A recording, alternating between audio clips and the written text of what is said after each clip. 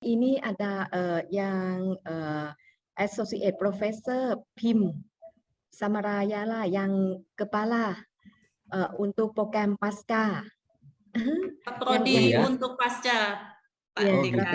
Good afternoon. Ya.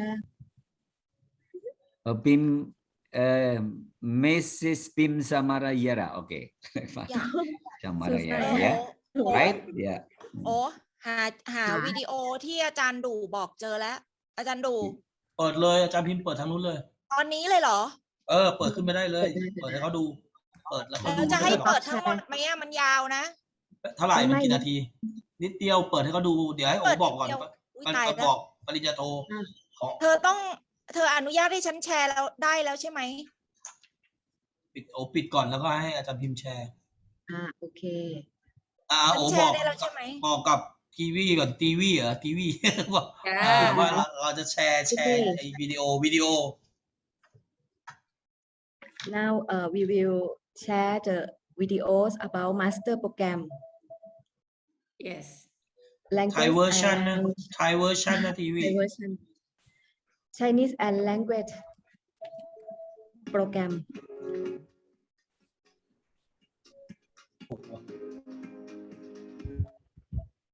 Range of Songgala University.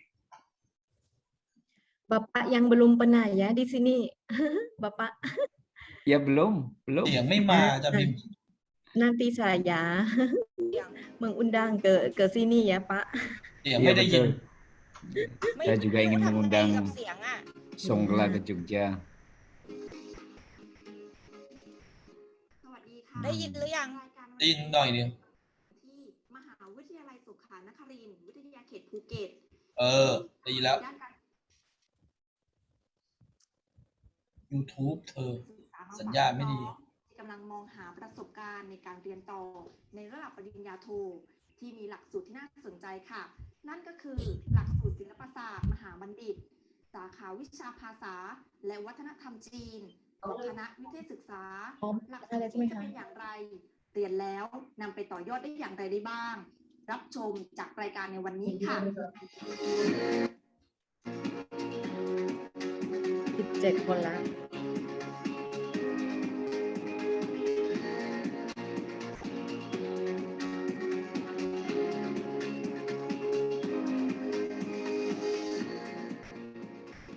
ตอนนี้เราก็อยู่กับผู้ช่วยศาสตราจารย์ดร.พิมพ์เดชยงนะคะ ประธานหลักสูตรศิลปศาสตร์มหาบัณฑิต สาขาวิชาภาษาและวัฒนธรรมจีนค่ะ สวัสดีค่ะ ค่ะอยากให้เล่าให้ฟังถึงความเป็นมาของหลักสูตรนี้ให้หน่อยค่ะ ค่ะก็คือจริงๆจะเล่าตั้งแต่ต้นเกริ่นนิดนึงนะคะ ค่ะ ก็คือคณะวิเทศศึกษาเนี่ยค่ะเราก่อตั้งคณะมาตั้งแต่พ.ศ. 2550 แต่จริงๆแล้วเนี่ยตอนที่เรายังไม่แยกออกมาเป็นคณะวิเทศศึกษานะคะเราก็มีสาขาวิชาที่เกี่ยวกับทางด้านจีนก็คือในปีพ.ศ.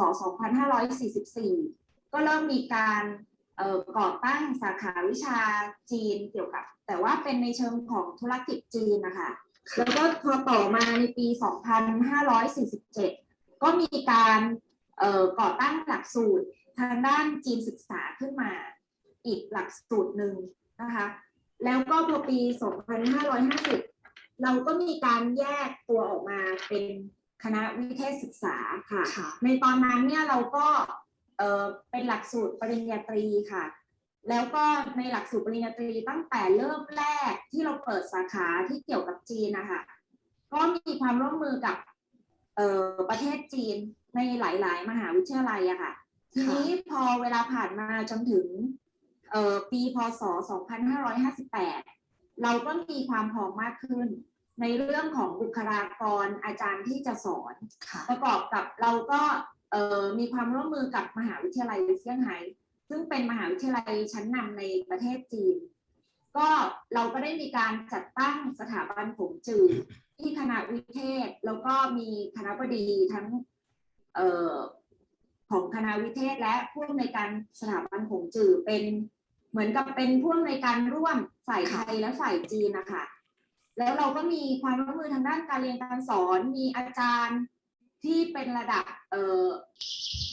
ผ ผู้ช่วยศาสตราจารย์รองศาสตราจารย์แล้วก็ศาสตราจารย์ทางประเทศจีนมาสอนร่วมกับเราเราก็เลยคำนึงว่าในเมื่อเรามีความพร้อมแบบนี้ในปี 2558 ที่ผ่านมาเราก็เลยมีการสร้างหลักสูตรระดับปริญญาโทขึ้นมานะคะในตอนนั้นเราใช้ชื่อหลักสูตรว่าศิลปศาสตร์มหาบัณฑิตจีนศึกษาซึ่งเราได้แบ่งเป็น2กลุ่มวิชาในหลักสูตรนั้นแล้วก็เราก็เริ่มสอนมาแล้วก็พอมาในปี 2563 นี้เราก็ได้มีการปรับปรุงหลักสูตรแล้วก็ขยายกลุ่มวิชาในหลักสูตรเพิ่มมากขึ้นนะคะก็แล้วก็หลักสูตรเนี้ยมีการเซ็น MOU กับมหาวิทยาลัยเซี่ยงไฮ้นะคะซึ่งเราก็ได้เซ็น MOU ไปเมื่อตั้งแต่ปีที่แล้วค่ะเพราะว่าเราต้องการเตรียมความพร้อมในการเรียนการสอนของปีการศึกษา 2563 นะคะค่ะเราเปิดมาแล้วกี่รุ่นคะแล้วก็เปิดตั้งแต่ปีพ.ศ. เท่าไหร่คะสำหรับหลักสูตรมหาบัณฑิตของคณะวิเทศนะคะเราเปิดมาตั้งแต่ปีพ.ศ.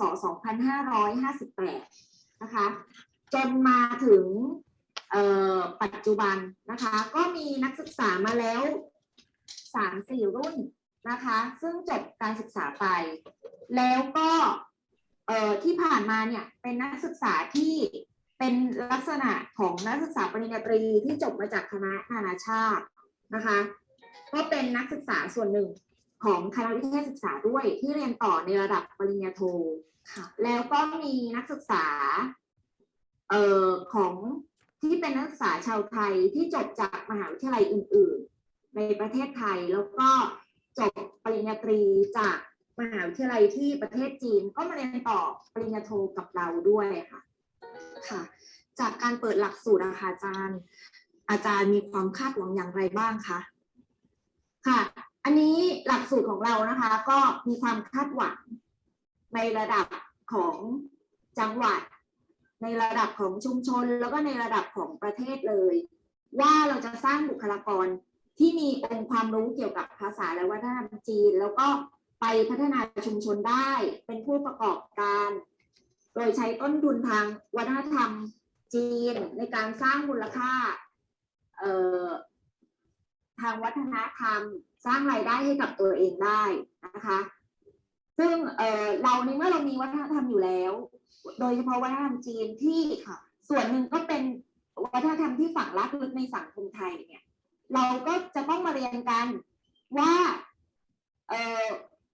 ต้นทุนทางวัฒนธรรมอันเนี้ยนะคะเราก็สามารถไปทำรายได้ให้กับตนเองและในระดับชุมชนไปจนถึงในระดับประเทศได้นะคะอันนี้เมื่อเรามาเรียนแล้วเราก็คาดหวังนะคะว่าเราจะพัฒนาทางด้านเศรษฐกิจและสังคมไปจนถึงในระดับประเทศด้วยเพราะว่าภูเก็ตเนี่ยเป็นเรียกว่าจุดมุ่งหมาย tourist destination ในระดับโลกนะคะแล้วก็คณะเราเนี่ยตั้งอยู่ในโลเคชันที่ดีคือโลเคชันที่เป็น tourist destination นะคะเป็นไข่มุกแห่งอันดามันตรงนี้ก็จะเหมาะกับชาวต่างชาติที่มาเรียนด้วยเพราะว่ามีบรรยากาศที่ดีนะคะค่ะก็ต้องขอบคุณผู้ช่วยศาสตราจารย์ดร.พิมพ์เดยงประธานหลักสูตรศิลปศาสตร์มหาบัณฑิตสาขาวิชาภาษาและวัฒนธรรมจีน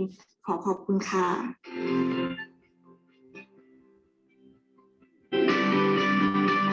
เมื่อสักครู่เราได้รู้จักถึงที่มาของหลักสูตรกันไปแล้วถ้าตัดสินใจอาจารย์พิมพ์คะเดี๋ยวรบกวนปิดด้วยค่ะเดี๋ยวเราเริ่มเลยเราไปพูดคุยกับดร.ธีรธร ลำเนาครุฑ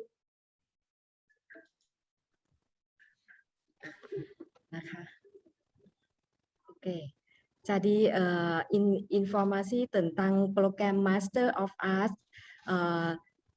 Chinese and Language of Faculty International Faculty Prince of Songkla University Phuket Campus ค่ะ Okay now I think the time is for we start เอาไหมคะโอเค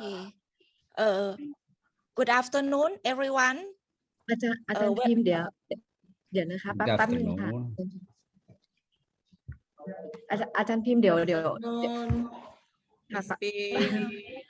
แป๊บนึง ยัง นะคะ ไม่ได้ เดี๋ยว เริ่มใช่ไหม เดี๋ยวโอเริ่มอาจารย์พิมพ์เดี๋ยวโอเริ่มก่อนแล้วโอถึงจะเชิญนะคะ อาจารย์พิมพ์เมื่อกี้เราฟังสัญญาณคุณไปซูมเดี๋ยวโอเริ่มก่อนนะคะ เป็นภาษาอินโดก่อนภาษาอังกฤษแล้วก็เชิญอาจารย์พิมพ์นะคะค่ะ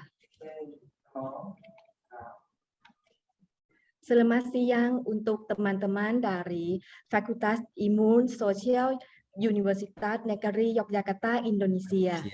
Kepada yang terhormati speaker dari Indonesia, Bapak Dr. Suhadi Purwantara, sekaligus dekat FIS UNY, Bapak Emika Wardana, PhD lecturer in Department of Sociology, Education FIS UNY, dan Mbak Tiwi yang menjadi narahubung kegiatan seminar internasional pada siang hari ini.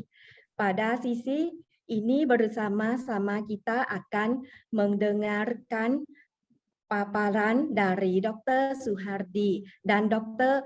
Emika. Dr. Suhadi akan menyampaikan materi tentang Multicultural of Indonesia Cultures. Lalu Dr. Emika akan menyampaikan materi tentang Diversity Cultural and Ethnic Group in Indonesia. Untuk Dr. Suhadi dipersilakan menyampaikan paparan materi selama 10 menit. Untuk Dr. Emika dipersilakan menyampaikan paparan materi selama 10 menit. Distinguished guests, faculty members, students, ladies and gentlemen, good afternoon. Today it is my guest honor for me to be here for the seminar on the topic of disciplining cultural management in ASEAN, organized by Master of Arts program in Chinese language and cultures, Faculty of International Studies, Plin of Sakai University, Phuket campus. Some of you might know me. I myself, Vranatakan, a lecturer of ASEAN Studies program with doctoral degree in Education Science from Yogyakarta State University, Indonesia. Ladies and gentlemen, let me tell you briefly about the seminar today. There are 5 guest speakers from different institutions. We will start the seminar with the presentations made by our Master of Arts candidate, Ms. Yan Yi Lee. Next, Mr. He Ke, our lecturer of Chinese Studies program, Faculty of International Studies, Plin of Sakai University, Phuket campus. Unfortunately, he cannot join us today due to his important workshop. However, he sends us his video presentations. After that, we will listen to the talk from Dr. Emika Wardana, a lecturer of the Faculty of Social Science from Yogyakarta State University, Indonesia. Lastly, after 3 Master of Arts in Chinese Language and Culture program, Faculty of International Studies, Plin of Sakai University, Phuket campus, Ms. Pichaya Chonpracha, Ms.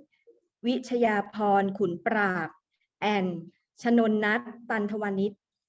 Each speaker will have a talk about 10 minutes. You can ask questions at the end of each talk. After all the talks, we will have a forum for discussion and sharing ideas. Before we start the seminar, I would like to invite Assistant Professor Dr. Pim Samalayala, the head of Master of Arts program in Chinese Language and Culture, Faculty of International Studies, Plin of Sakai University, Phuket campus, to deliver her open speech. Please welcome her. Okay, good afternoon everyone. Welcome to seminar Okay, the main, I would like to speak something only a little bit, take not long time. The main idea of this event occur from two subjects of master degree program. The first subject is the principle of culture and ethnic management, and another subject is ethnic group and cultural resource. Therefore, this seminar is organized to be as the opportunity for lecturers and master degree students to present, discuss, and exchange knowledge of ethnic group and culture, especially in Thailand, Indonesia, and Malaysia. Our program emphasizes to Chinese society issue. However, we concern about the knowledge of every ethnic groups in ASEAN as a plural society and cultural diversity. And every ethnic group relate to each other and influence to each other as well, such as in the dimension of history, economic, politics, religions, diaspora, and cultural hybridity. Therefore, today we will learn together and establish the academic collaboration for the future. Now, please feel free to start exchanging knowledge. Thank you very much. Thank you very for your speech. Ladies and gentlemen, now I would like to invite Dr. Suhadi Purwantara, Dean of the Faculty of Social Science from Yogyakarta State University, Indonesia, to deliver his speech for this seminar. Please welcome him. Terima kasih. Thank you very much, Mrs. Fatanan Srinin, the Honorable of Headmaster of Master Program, Miss Bimsha Maraya, and maybe the Dean or Vice Dean, speakers, and all seminar participants. First, I would like to thank you for being given the opportunity to be speaker at this wonderful event. I will convey material related to the culture in Indonesia in general. Previously, I informed about the territory of Indonesia. I would like to share my PowerPoint. May I share, yeah? May I share the PowerPoint like this moment? Okay. So Indonesian culture, Suhadi Purwantara is my name, and Indonesian map, that is the Thailand, Malaysia, and that is the Indonesia. And that is Indonesian territory. This map of the Republic of Indonesia, like this, yeah, like this, Republic of Indonesia. And that is the Republic of Indonesia. And the distance from west to east is about 5,200 kilometers. From here to here is 5,200 kilometers, and from south to the north about 1,950 kilometers. There are there are five major islands, and that is Sumatra, the first island, Kalimantan, the second island, Java, the third island, Sulawesi, the fourth island, and Papua, the fifth island, and other island is about 17,000 islands. 17,000 islands. Yeah. The population of the Republic of Indonesia is about 272 million people. Yeah, something like this in the map. So the people is spread in Sumatra. It's about 55 million or 21%. And in Java, there is the biggest is 57%. And in the other is in the Kalimantan, Lombok, till Papua is about 21-22%. That is the Indonesian condition. Okay. Currently, the Republic of Indonesia consists of 33 provinces, and one special region, Yogyakarta special region. So I stay in special region. Why special region? Because Yogyakarta is became a royal state that had been independent before the Republic of Indonesia became independent on Augustus 17, 1945. So the royal of Yogyakarta special region joined to Indonesian Republic. So that is a special region. So because the special region, so the governor always a king of my region, Yogyakarta special region. So one king in Indonesia is from Yogyakarta special region, be a governor without any election. No election for Yogyakarta special region to be a governor. The Republic of Indonesia, have many ethnic, with many ethnic. The big is Java ethnic, Java about 41%, Sunda 16%, Minang 4%, Malay, Batak, Batawi, Dayak, Madura, Bugis, Bali, Papua, Chinese, Arab, just 0.5%, Chinese 3%, and we have many Chinatown in Indonesia, something like in Jakarta, Semarang, Surabaya, Yogyakarta, Solo, and the other city or town in Indonesia. There are many Chinese town. And in Arabic, something like Kampung Arab village or something. What is Kampung Arab? Not town, but just Kampung Arab. There are many in Jakarta, Malang, Pekalongan, Surabaya, Sulu, all in Java, and in the other maybe in Palembang.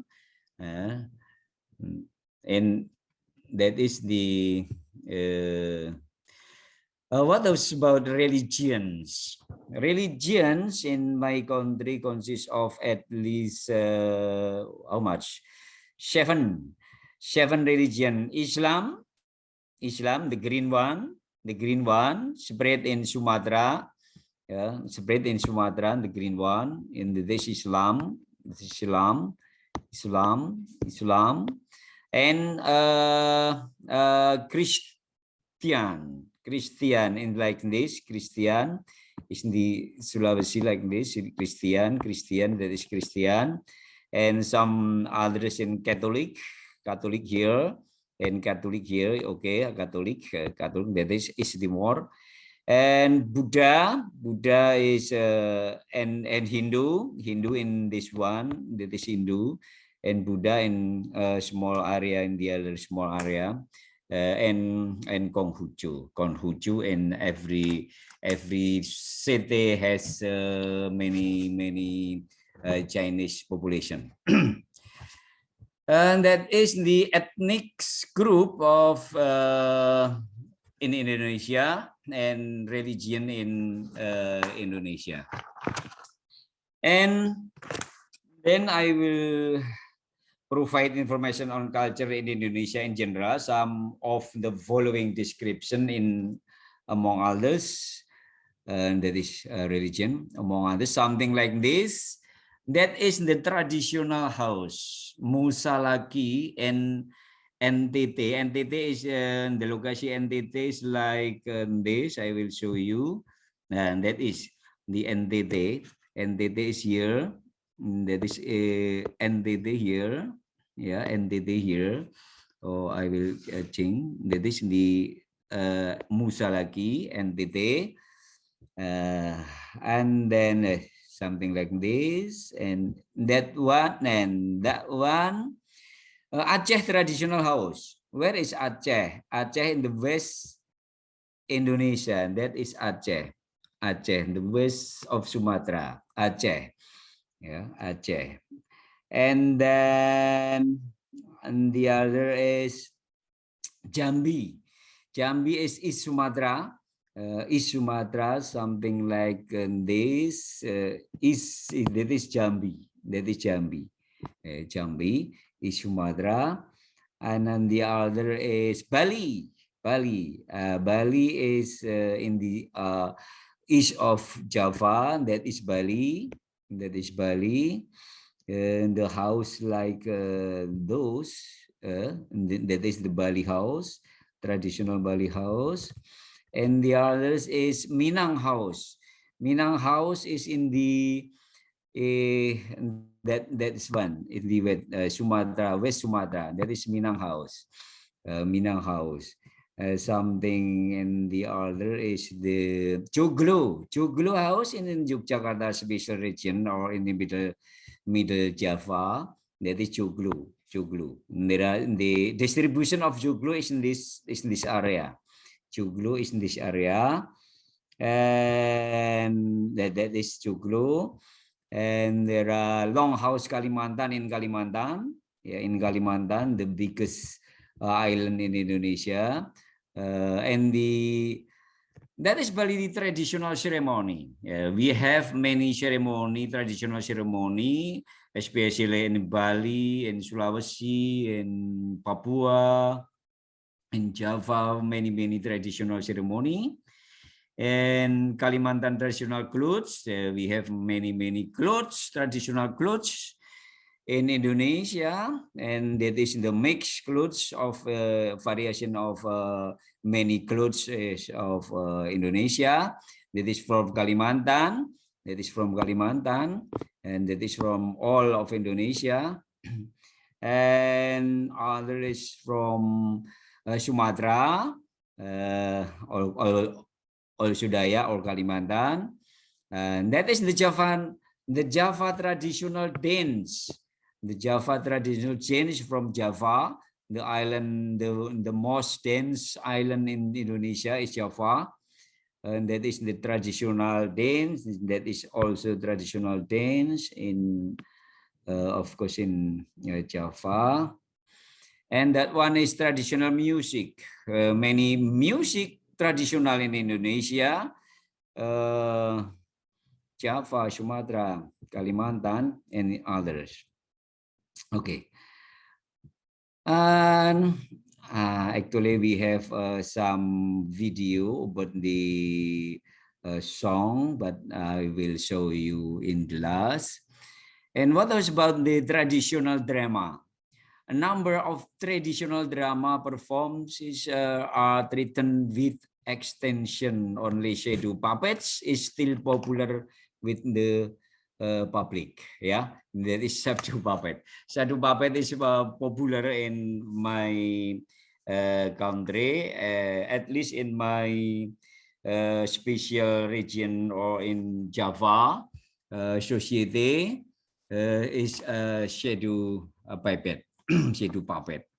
That is popular one, and that is the puppet, the people, puppet people, Middle Java, from Middle Java, and then Lodruk is Java, yeah, East Java is Lodruk, and Ketoprak is Middle Java, Ketoprak is Middle Java, and then that is the traditional weapons.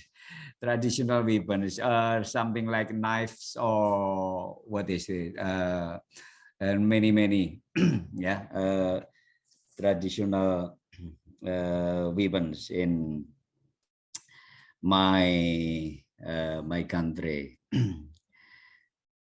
Okay, Madam, sure, Madam and seminar participan, a number of cultures that exist in Indonesia are currently experiencing a decline. It can even be said to be extinct. For example, the art culture in West Java, such as topeng minor, ronggeng ketuk, to welcome the rice harvest, and ngaguguya hujan, that is the local name of the name of a Sunda name, and that is dance for call for rain. So we have something like ceremony to call for the rain. And there are also from West Sumatra, such as Talempong Unggan, Gadai, and in the others. Traditional drama arts company by music was still popular traditional arts in Java before 1980, but are now starting to fade. Right now, starting to fade. The traditional art that still survive is puppet, wayang kulit. We say wayang kulit and the puppet, shadow puppet, yeah, shadow puppet. This art adopts stories from India, namely Mahabharata and Ramayana stories. The shadow puppet show usually start from 9 p.m. to 4 in the morning. Yeah, about sometimes 6 or 7 hours there. Many of or few number of viewers usually depend on the popularity of the puppeteers. Yeah, if the popular puppeteer of the audience can be hundreds. Since the 2020 pandemic, 2 years ago, almost 2 years ago, all live shows have been banned. Forbidden, but the puppets are not unreasonable. They continue to perform through the YouTube channel. The number of YouTube channel, yeah, only the time is shortened by not 6 hours, but just 3 hours at night, finish before midnight. So start something like at 8 and finish at 11. Something like this.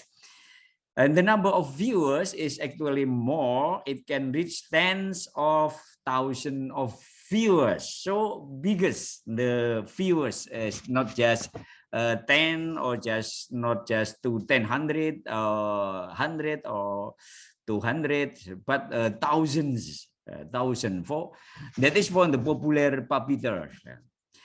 Another color that is also increasingly marginalized is children's games. Jumping rock, something like this, jumping rock. I'm sorry, I will find something like this. Jumping rock, engklek, gobak sodor, that is the traditional children's games.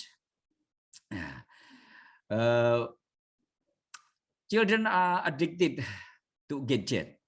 Children usually in Indonesia addicted to gadget. So they forget the old traditional or the game, traditional game in everyday life. So many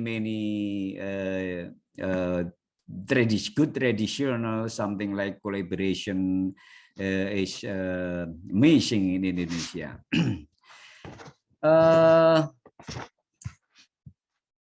Okay, in the last, I would like to say what is the problem in Indonesia. I would like to, I would like to say that problem, a number of cultures that exist in Indonesia are currently experiencing a decline. It can even be said to be extinct. Examples: traditional dance is starting to be abandoned. Traditional songs are rarely sung. Children's play songs are rarely sung less and less. Children are addicted to games on smartphones. For example, children's play songs in 1930, according to Hans Overbeck, there were 690 children's play songs. But in 2015, according to Wang, there were only 153, as many as 153, only 40% recognize the melody. That is traditional song, the traditional song. What is the government doing? Several efforts by the cultural service. We have many cultural service, not just in a national ministry, but in the province. We have cultural service. In district, we have cultural service, and the sub-district, we have cultural service. Have also been placed to manage several cultures that are feared to be extinct. Yeah, that is Indonesia. Although different ethnicities, religions, local language, but the Indonesian people are united by the national language Bahasa Indonesia. We have one Bahasa Nasional. We have national language, that is Bahasa Indonesia. The Republic of Indonesia has a very solid state foundation because we have namely Pancasila. That is Indonesia, so that Pancasila. Pancasila believe in the Almighty God, just and civilized humanity, the unity of Indonesia, citizen led by collective wisdom in representation, social equity for all the people of Indonesia. That's all my presentation. And the last is, if you, my friend from PSU, come to my university, I will give you something like this typical food of Indonesia. There are many typical food of Indonesia. That is from Yogyakarta. The name is gudeg. Maybe Miss Wardana Srinin that is have eaten this, and that is a Padang, and then this is Papeda from Papua, and then many typical food in Indonesia. Okay, thank you very much. That's all my presentation. Thank you very much. Good afternoon. Yes, thank you very much. That is interesting talks, Bapak. Dan like berkaitan dengan budaya dan ada yang suku-suku yang menarik, yang beberapa suku di sana di Indonesia. Dan ada juga untuk menari yang kita seperti yang tadi Ramayana itu kemiripan ya dengan di Thailand juga ada Ramayana juga. Dan ada yang makanannya dan yang lain kita mungkin ya kita ada seperti gaya hidup seperti kita bersamanya itu Bapak. Dan ada yang question yang partisipan bisa ditanya Bapak, bisa kan? Boleh. Ya, Bapak. Okay, do you have any questions for Dr. Suhadi Purwantara?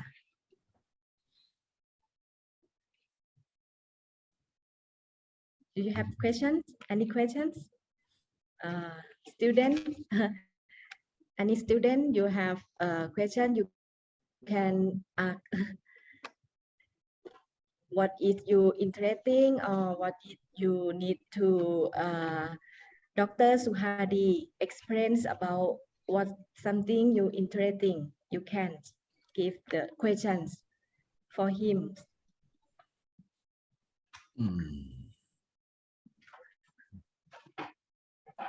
Okay, I don't have any question. I don't have any question, but I just only want to share something in Thailand. Okay, I have before I work for Prince of Songkran University, Pattani campus. Pattani is one of 3 border province of southern Thailand. This area connect to Malaysia, and I live there. About 90% of the population there, they are Muslim. It's like that part is a biggest community of Muslim in Thailand. And as I as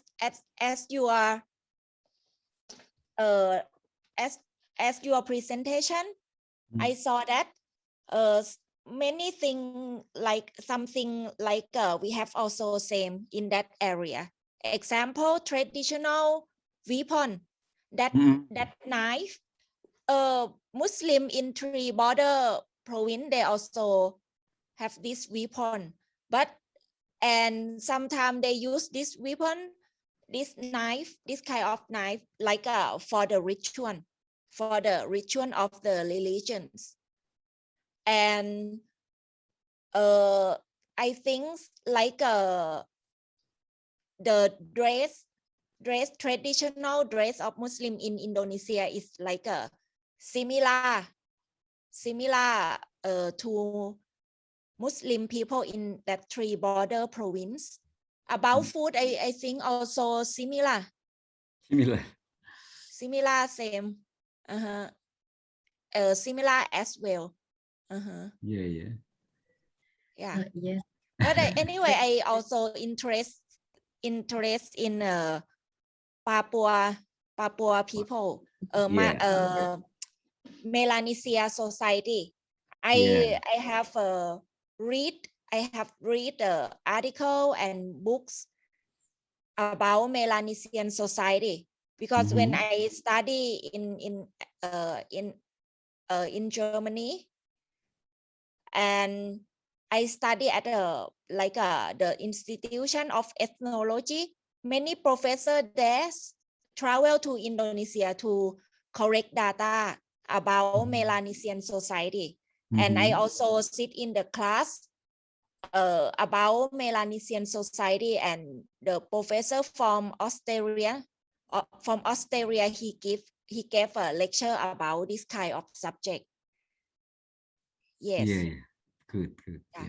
And yeah, it's very interesting, and it's I have heard that there are many group, many various group of Melanesian people. Yeah. And they use different language, right? Yeah. They use different language, and Indonesian have about more than 1,000 language. Right? Yeah. There are about more than 1,000 language in Indonesia. Yeah, maybe 100, right? maybe 100. Yeah, thank you. More than 1,000 or more than 100? More than 100, I think 100, yeah. But not 1,000, but 100. Maybe 3 more than 100. Oh. Yeah. Local language. Okay, thank you very much. Okay, thank you. Yes, yeah. Thank you very much for your speech, Dr. Suhadi and Dr. Pim, for have like a sharing about cultures about Thailand. Okay, and ladies and gentlemen, now is the time for our seminar. which will be very productive ones. Let's start with Miss Yan Yi Lee, our master candidate in Chinese Language and Culture Program, Faculty of International Study, Prince of Songkla University, Phuket Campus, on the topic Introductions about Pranatan in Malaysia. Please welcome her. Hi all, selamat sejahtera semua. I'm Manson, or you can call me Yenny. I'm from Malaysia. Just want to say sorry first because later I'm gonna go back to work later. So after my presentation, I might need to go first. But then today I will be sharing about the Vranatakan culture in Malaysia.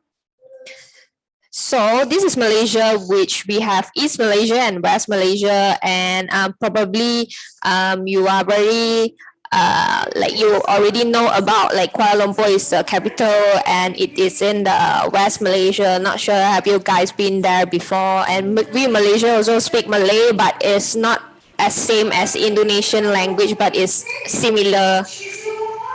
And then we are a multicultural nations, and we have around 31 million of population now. And the race, the main races that we have in Malaysia are Malays, that stands of the majority, and then the Chinese, and then Indians and others. Then also we have different religions, of course, because Malaysia is an Islamic country. So of course the major is by Islam, and then following by Buddha, Hindu, and others like Christian and Taoism and other religions and beliefs. So this is our main races. We have the India here, the Malay, and then the Chinese. Also, we have the Vranatakan that we are going to talk about today. And this is the Kadazan Ziban that live in the West Malaysia in Sabah, Sarawak. And we also have Orang Asli. Okay, so Pranatan culture actually started like since long time ago, and this Pranatan actually is a Malay word that is mean by local born but descended from elsewhere. And in Malaysia, we don't call them only Pranatan, we call them Baba and Nyonya. So Baba refer to man and Nyonya refer to woman. And this culture actually formed when the intermarriage between foreign traders that comes into street settlements, and then they marry with the locals. So most of them actually settle in Penang, Malacca, and Singapore, but also you might see a bit in Phuket, Thailand. And there was a close relationship between China and also Malacca that time during the reign of Parameswara, when Zheng He actually visited Malacca, and as a tribute, so a Chinese princess named Hang Li Po was actually presented to Sultan Mansur Shah in 1459, and then her followers and those maids and workers actually follow her here, and then they start to have this intermarriage with the local. So the Chinese immigrants to this Malacca street is around during 15th century, but mostly are from Fujian. So the Pranatan culture is actually their language has a bit mixture of Hokkien, and these are the old time of this Pranatan lady, the Nyonya, and then this is the modern one. These are their attire. They wear like sarong, but actually we call like kebaya. And then the difference between single woman and married woman is depends on how they tie their hair. So the single woman will tie at the side, like two, and then the married one only one at the top. So you can differentiate, okay, this is single and this is the married one. And then of course, this is very famous as a Pranatan culture in their craft, handmade craft. They have this beaded shoes and then other embroideries.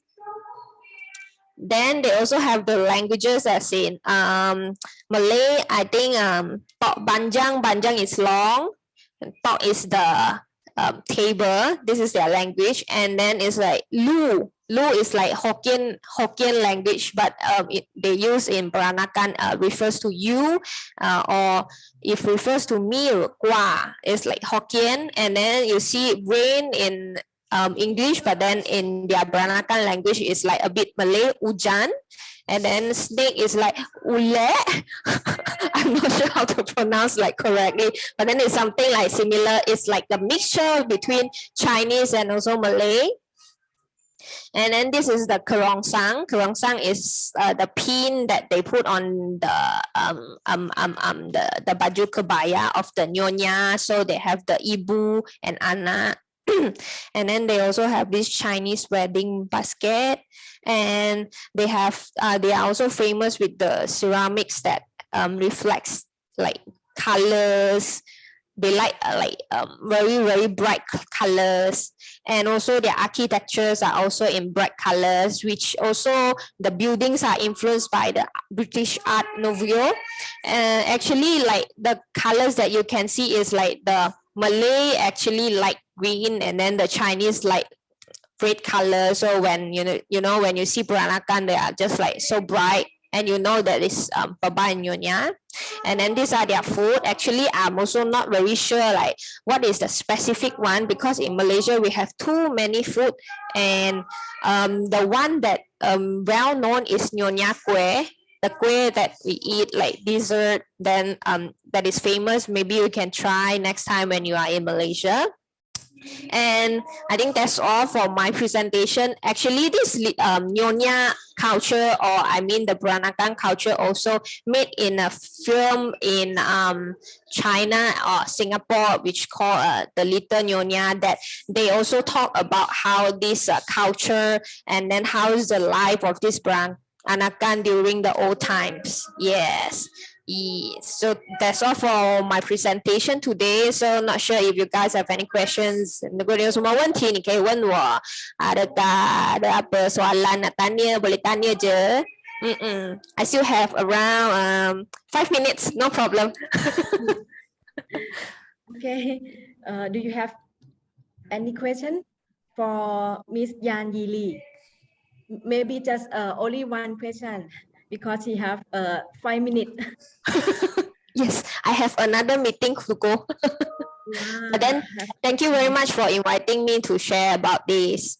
Yeah, because like Vranatakan culture is actually not really being known by other people, because other people might only know Malaysians, as in we have Malay, we have Chinese, or we have Indians only, or maybe others only know Malaysians have Malays, so they don't know we have also Chinese.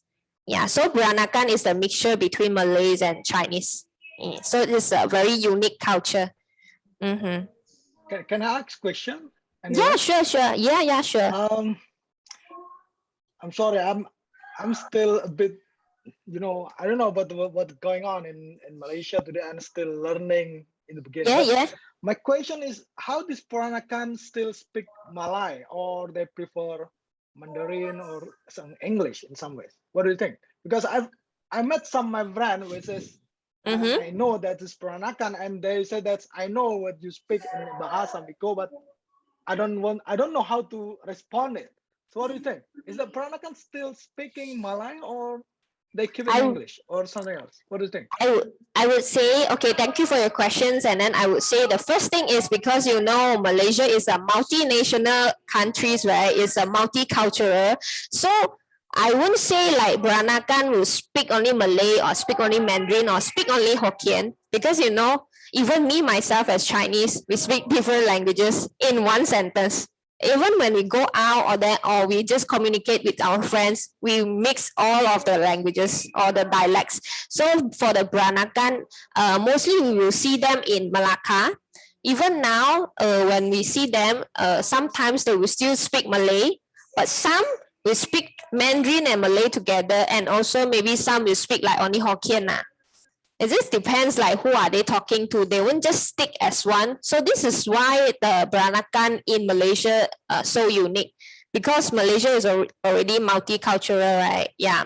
So another thing is Vranatakan is mixed, and all Malaysians can speak 3 languages or 2 at least, and that's why we don't say like a specific one. But if you really want to say like in a paper something, then I think Vranatakan, I'm not sure about that, but from what I think is, they just mix whatever in the communication. Yeah. Not sure if I answer your questions. Yeah, thank you. Because I compare with my experience in here in Chinese Peranakan here in Indonesia, with this many of them. That's I know it's my friend, my neighbor was a Peranakan, and he he don't speak Hokkien or Hakka or any Mandarin anymore. He just speak Bahasa and vernacular language and stuff. They don't know about the link with the other Peranakan outside Indonesia is quite limited. But of course, it's just case in my neighbor. It's not in general. Yeah, understand. But I believe Peranakan in Phuket also different thing. I think Peranakan in Phuket is like they speak Thai only, or maybe they have some Hokkien, but they don't speak Malay. So it's like different thing. I think Peranakan is actually refer as in the local born, that they have this kind of intermarriage between the foreigner and the local traders at the back time. They also have Peranakan Indian, just that not much. Yeah. Yes, thank you very much for your speech, and thank you very much to Dr. Emika for share your question to us. Okay, now let's see Ajahn Herker presentations about cultural influence from mainland Chinese people toward ASEAN. Let's join the video.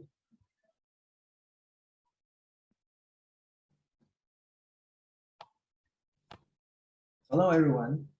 Now it's 8 p.m. Bangkok time, Tuesday evening, November 16, year 2021. This is Ajahn He from Bangkok. You know, I'm expected to share some thoughts about the cultural influence from mainland Chinese people towards ASEAN with you. First of all, I would like to briefly introduce myself. My name is He Ke. I'm a Chinese citizen from mainland China, Anhui province. Since year 2011, I have been a FIS lecturer. Now I'm on study leave. You see, I have 3 years to complete my PhD program. I really appreciate this opportunity to study, and thanks to my faculty and PSU. Now I'm working at Mahidol University, Bangkok, Thailand. I should say sorry for not being able to attend your seminar in real time. I show you this email just to let you know I have a workshop at the same time as yours, which I have to take part in. So that's why I have to prepare my lecture this evening. Let's talk about my topic today. Actually, it's beyond me. Why? Because I have to admit, for most of the ASEAN countries, I haven't been to there. I only went to Myanmar, Singapore, and Malaysia, except for Thailand. So it's hard for me to give you a general overview for the whole ASEAN countries. So what can I do is to share my personal observations in Thailand. That's something I can share with you with confidence.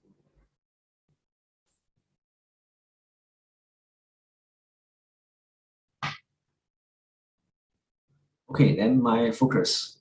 We all know that China has a huge population, more than 1.4 billion people. It's a large group. So I just want to focus our discussion on a subgroup, that is, tourists from mainland China to Thailand. I'm really interested in their influence on the local people, local society, local life. Then I will particularly concentrate on 2 issues. One is the consumption methods. The other is the payment habits.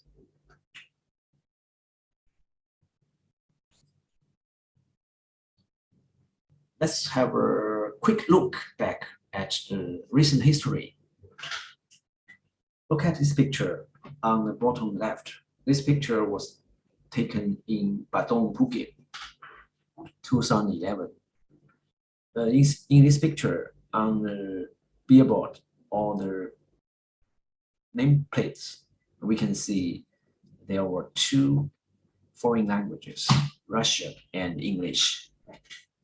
As far as I know, because I first came to Thailand in 2008, during 2008 to 2012, Chinese tourists were not yet the main source of Thailand tourism.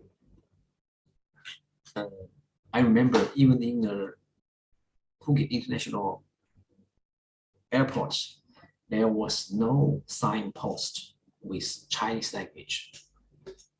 But something happened in 2012 to 2013. It's a movie. The movie was so successful that it promoted tourism in Thailand and attracted more and more Chinese tourists to visit Thailand. And after that, we can see a steady growth of mainland Chinese tourists visiting Thailand from 2013 to 2019, just before the outbreak of COVID-19.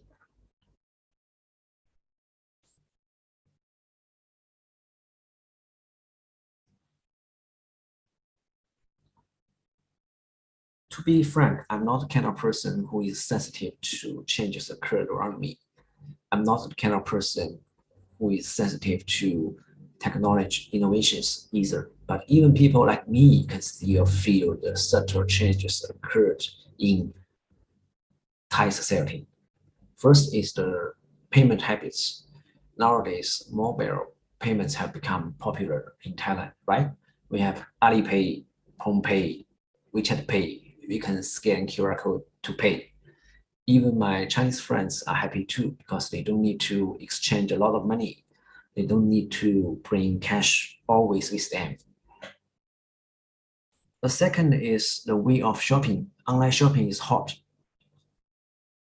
In a sense, online shopping has made shopping more convenient, comfortable, and quick. You don't need to go to the shopping mall. You just sit in your room, use your mobile phone, click on items you want. Then the goods will be delivered to your room soon. The third is dining habits. Nowadays, more and more people prefer food delivery to dining out in a restaurant with your friends. But I think maybe after the COVID-19, people still want to dine out. The fourth is the entertainment. TikTok is quite popular in Thailand, right? In China, TikTok is called Thai version of Douyin. In my opinion, TikTok or Douyin has gradually changed our mental method. It has made us have a shorter concentration span, and it encourages instant enjoyment. We become more and more impatient. We cannot stand working hard for a long time before enjoy the big success later.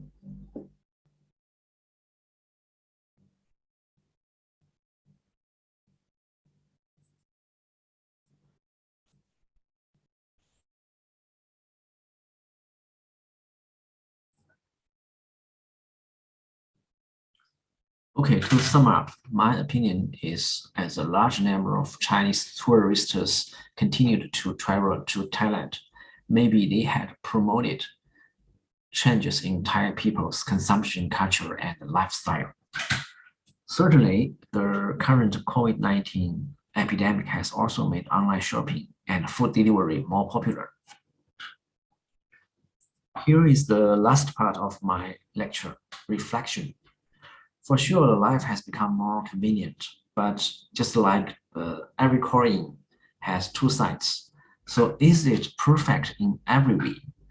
Here's the reflection. It here means the culture influence brought by the Chinese tourists, does it have some side effects? Side effects, like I mentioned before about TikTok. I said TikTok may have made us more impatient, had shorter attention span, right? So here is the reflection. Let me ask you a question. Why Chinese people choose Thailand as their destination to travel and to enjoy their holidays? I think, in my opinion, a most important reason of that is they want to experience, feel the different lifestyle, different culture, exotic leisure life, a slower life pace, right? So if everything here is similar to that in China, why they came here? So I call it reflection. Okay, thank you for your attention.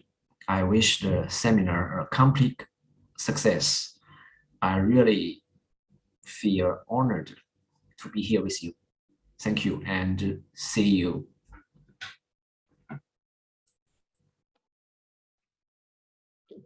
Yes, thank you for Ajahn Heke.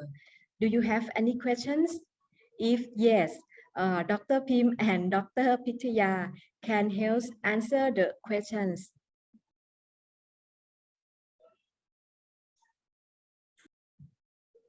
How to say, I have visit China many time and many city, but I and now I cannot remember the name of the city that where I visit before. About the influence of Chinese culture from the mainland. Now, as we know, China is like a important country that high power in many dimensions and influence and can be effect to every country in this world. And we have many overseas Chinese in Thailand, and this is why now we have to learn about Chinese society. And one thing I think now in many countries, people try to learn Chinese language. Also in Thailand, we concern about this in many high school. Oh, now in Thailand start from like a preschool and primary school. The children learn already to about Chinese language. Yes, and I have visited China and I found out now in many cities in China, people like they don't use cash anymore, but they use like electronic money. They use application to pay, something like that. For them, it's like some people, many people say, I did not touch cash long time already, something like that. That this country, China, developed in many about technology very fast, and also about economic, and they can build big building and like a train and many things very quick, you know, like they use magic and spell magic, and then it can become like a big building, something like that. Yes, and like now application like a TikTok, as Ajahn Heke present. Now in Thailand, many people play this application. Also, the people who continue the business like online like a online business. They also like use TikTok to advertise their product, you know, or use for online trading. Yes, yeah, and I think in the future many things will be changed, and like China will be influenced also in many things more and more in the future. Okay. Yes, Ajahn Pim, I have one question to ask about Chinese. What is cultural, cultures from Chinese influence to Thailand? Okay. I have visited China 2 years or 3 years ago, and then I found out there is a Chinese like a Chinese temple in I cannot remember, in Ganzhou or something, maybe in Ganzhou, I cannot remember well. There is a Chinese temple, and there is a Chinese monk of Mahayana Buddhism. You know, there is the monk there. Some Chinese people ordained to be the monk, you know, of Mahayana Buddhism. Yeah, I found one temple, and in that temple, I saw like there is a big like a Buddha figure in the style of the art of Mahayana Buddhism, and I found like one goddess, เจ้าแม่กวนอิมher name is เจ้าแม่กวนอิม in Thai people call her เจ้าแม่กวนอิม. It's like a Chinese goddess. I saw her. There is her figure big. I think it's her figure in that Chinese temple. Also in Thailand, we also have a Chinese temple also, and we have the monk like the monk same in China, you know, and we have really big Chinese temple in Bangkok. And I think the overseas Chinese in Thailand, when they came to settle in Thailand, they brought their religion to Thailand. That is one thing. And we also believe in like many goddess and gods that we adopt from Chinese religions. Yeah. Also, and yes, there are about religions, about art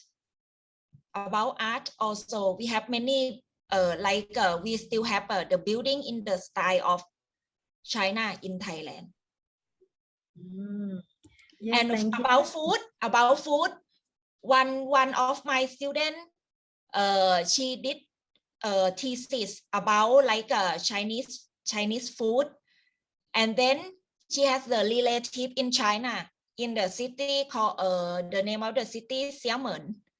Yes, it's that city is like a Chinese Hokkien Chinese, and in Phuket we have this city, we can say the most of Chinese they are Hokkien, they are overseas Chinese. And then my student, she found out many kind of food of Hokkien, of Chinese Hokkien in Phuket. Some is the same food of Hokkien in China, and some like similar, like they apply to use like Phuket local ingredient for cooking. Yes. I think it's the influence from China. And you know, this type of food become like a relate to food tourism, because the government in Phuket also promote local food like a Hokkien food in Phuket to offer to the tourists and organize the event about local food, you know, and to attract the tourists. Yes. Yes, thank you, Ajahn Pim, yes, for sharing about experience to China. Maybe this issue is interesting. Maybe we can discuss about this topic on for sharing and discussion. Okay, now let's move on the next speaker, Dr. Emika Wardana, a lecturer of social science from Yogyakarta State University, Indonesia. His talk is about diversity, cultures, and ethnic groups in Indonesia. Please, Dr. Emika Wardana.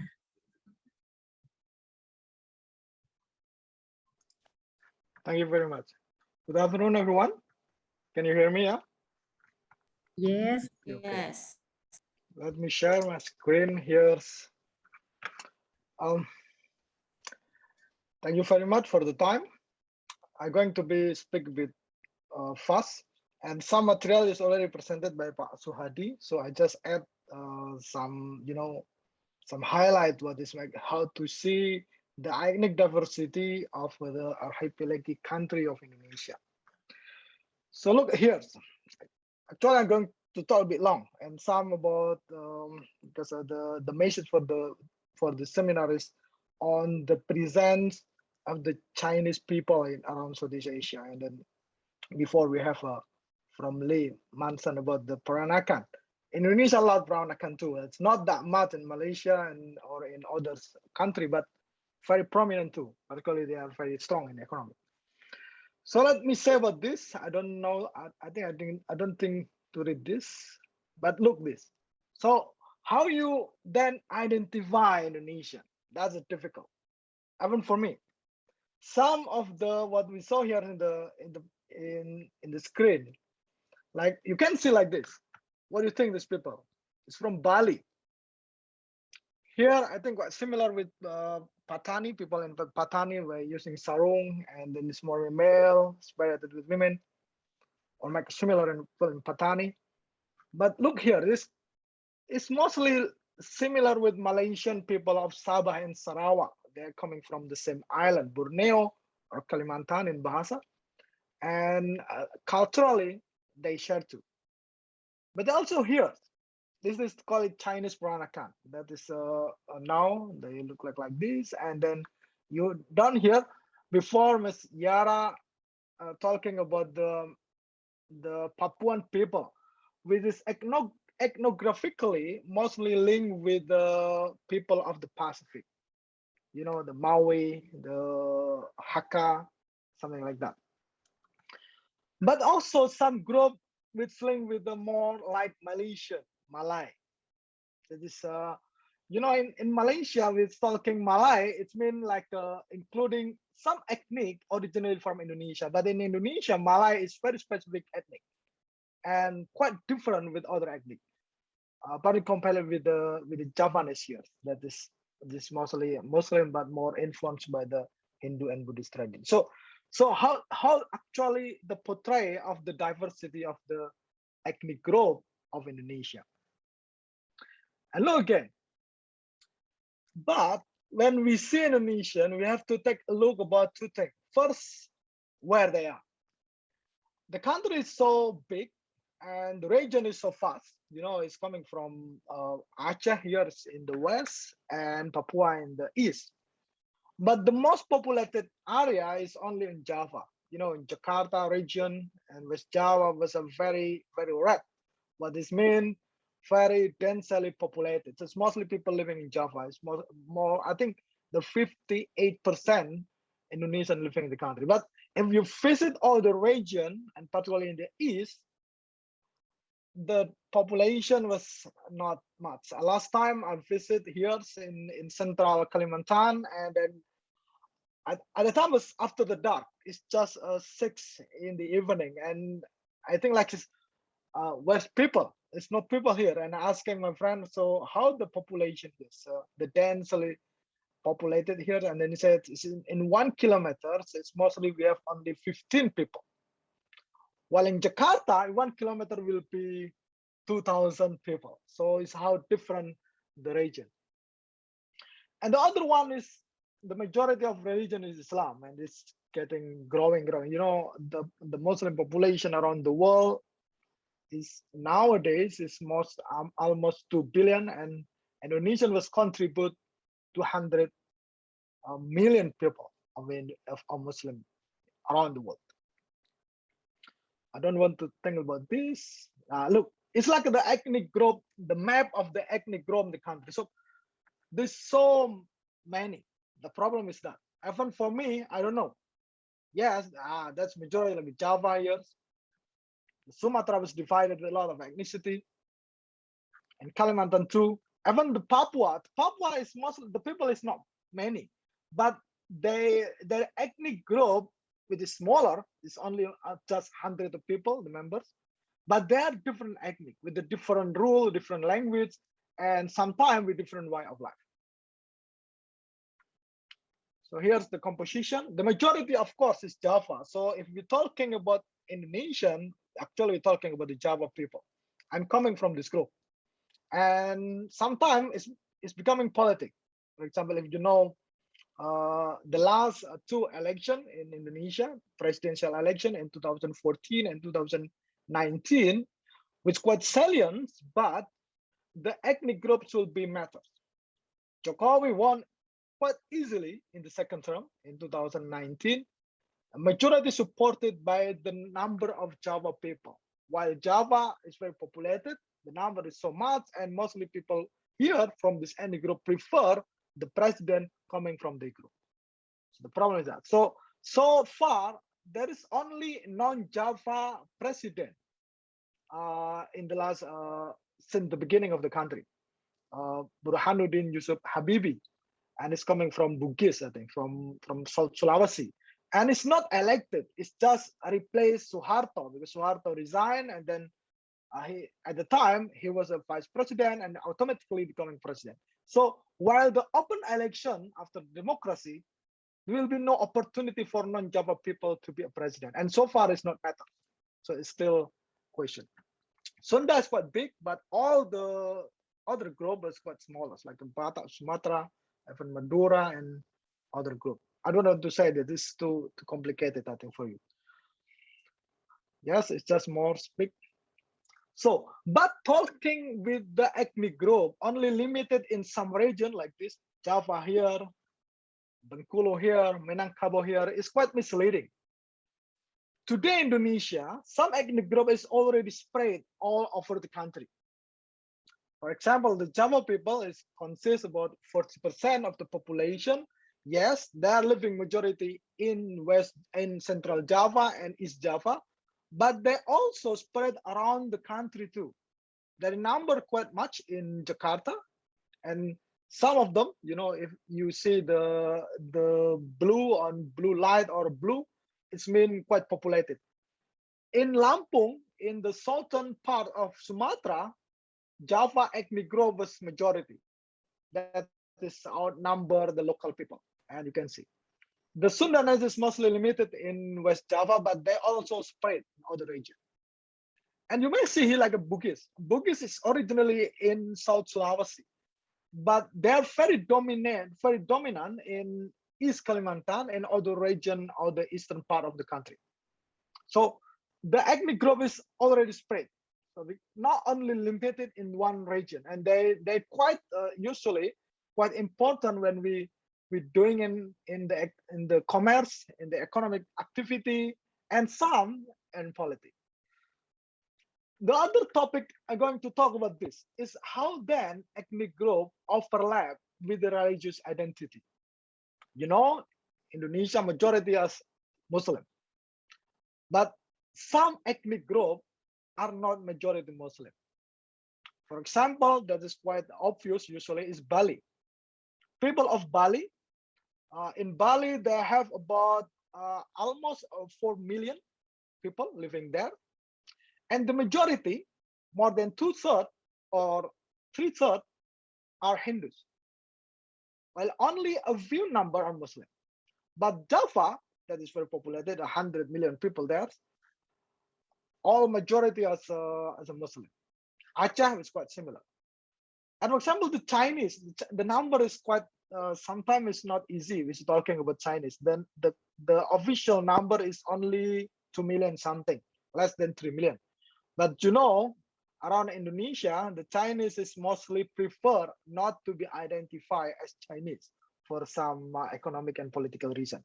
So the number is the roughly number. I will talking in the last this topic about 7 million, but officially there's only less than 3 million. And the Chinese, the majority was Buddhist. You know, in Indonesia, Confucianism is recognized officially by the government as religion. If you're asking, so how they call Confucianism as religion? Yes, I don't know. It's a very difficult topic to explain, but it's officially they say that that done in the beginning of the democratic era when the President Gus Dur decided to do so with out of the blue. They decide that and then becoming the law. So the most important when we're talking diversity is not only about ethnicity that I'm going to say that. That's about religion. Indonesia was one of the very highly religious country in the world. According to, that is the survey from the PEU research of Washington, DC, Indonesian religiosity was 93% believe in God. So it means they have religion. Compare that from the Western part is like less than that. I'm sorry, there's no data about Thailand or other Southeast Asian country. And so we just say that. More importantly, religion is very important as a source for morality. So it's meant to be a good person in Indonesia is have to be religious. So that's why they have religion. Even they have to, they're not practicing religion, but they have to say what your religion is important. So to be a good person is have to be religious first. And to be religious first, you have to identify with the one of the 6 officially recognized religion in the country. That's Islam, Christianity was divided within Catholic and Protestant, and Hinduism, Buddhism, and Confucianism. Then when we're talking religion, ethnicity, the math will be different. Some region, I think that's Pak Suad is already mentioned about this. Some region in the west part of the country was mostly quite dominant with Islam. But in the eastern part, some was a 50-50 with the Islam and other religion. But like a Papua and East Nusa Tenggara, they are very, very different. And you know, he's very close to Philippines in Manado in the North Sulawesi, which is a Protestant state. I say that. And Papua was mostly with the Protestants. And here in East Nusa Tenggara was Catholic. Bali with Hinduism, that is very strong. Other region is Muslim, but some region like West Kalimantan was 50-50. Muslim is just some percent and very large number of the Protestant and other religion. Of course, in North Sumatra too, which is the number of the Protestant was the third of the population, 30%, more than 30%, and some local religion. Okay, so how the ethnicity diverse? Yes, okay. Is that okay? No. The answer is no. They have a history of ethno-religious conflict that's happened in the country since the antiquity. You know, that you have to take a look. I'm sorry, I'm not talking just a good thing. I'm just talking that's something that we have to aware the dark side of the ethnic diversity. First, in the age of commerce, before the colonial time, the country was dominated by the two in the, you know, it's not the same time, but they are made two big empires. One is Sriwijaya, located in Palembang, quite close to Singapore today. And the other one is Majapahit Empire, which is located in the East Java. Sriwijaya is mostly Buddhist empire. I think at the time in 10th, 11th century, people in Southeast Asia, I think most of them are majority are Buddhist. They have a similarity with, I think in Thailand with the era of Ayutthaya or after that, and have very connection with the Cambodia, the Khmer Kingdom. But after that, it's Majapahit Empire. And you know, it's not talking about religion per se, but how when they try to dominate the region, it's mean other ethnic group was then dominated. So the resentment, the collective resentment between ethnic group since the antiquity, sometimes it still exists and still in the collective memory of the people. And then later on, then exacerbated by the Dutch colonization. For example, here, sorry, it's a mistake. It's not 19, but 1825 to 30, the Java War. Yes, the Java War was at the time was very massive. All Java war against the Dutch. But you know, the Dutch is not European. The Dutch was represented by the Ambonese Christian Dutch army, and Ambon is coming from Maluku. So in that Java people, the Dutch was coming from Maluku. Other story in Aceh War. In Aceh War, Aceh is the last region that colonized by the Dutch. It's just surrendered in the beginning of 20th century, and they're proud of that because all the region in Indonesia was colonized longer than that, but Aceh was less than 50 years. During the Aceh War, again, the Dutch is not white European only, but the very large number of Javanese Dutch army. So the Aceh is actually fight against the Java people rather than against the white European. Other topic that's I'm going to talk about later is during the late colonization, there is the practice by the Dutch rule, the stratified citizenship status, the hierarchical citizenship system, with the white European in the top and the native indigenous like the Java, Sundanese, and others local ethnic group in the bottom, and in the middle was, we call it foreign oriental. It's coming from Asian people, other from the archipelago. That's mostly the Chinese, the Arab, and the Indian, and they like living in the middle between the white and the native. And sometimes the white European, they make it these two groups, the Chinese and the native, to fight each other for economic benefit during the colonial time. And the collective memory of that is not easy to erase even up to today. The other we have said is quite recent. It's happened in the beginning of the 2000, the Maluku sectarian conflict, very massive to be honest. The very massive, if you're not familiar with Maluku, is Maluku located in the eastern region of Indonesia, quite close to the Papua. In the past, it's actually the reason why the European arrived in Southeast Asia. They're looking for spice. And at the time, spice is coming from this island that's very rich with the spice. But what I'm going to talk about that. During the New Order, Maluku was, I think today, still economical, not quite good in terms of the economy, and they're fighting each other. And during the time, there is coming number of, Indonesia, they have called it the internal migration program sponsored by the government. Some very densely populated region, like Java or other region, that's too many people. The government facilitate migration to other island, to other place to settle and then to run the economy there.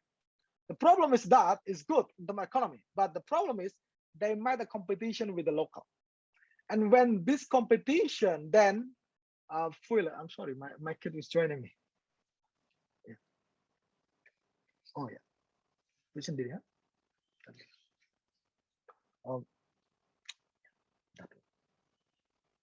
Okay, I'm sorry. I'm just a bit to explain this.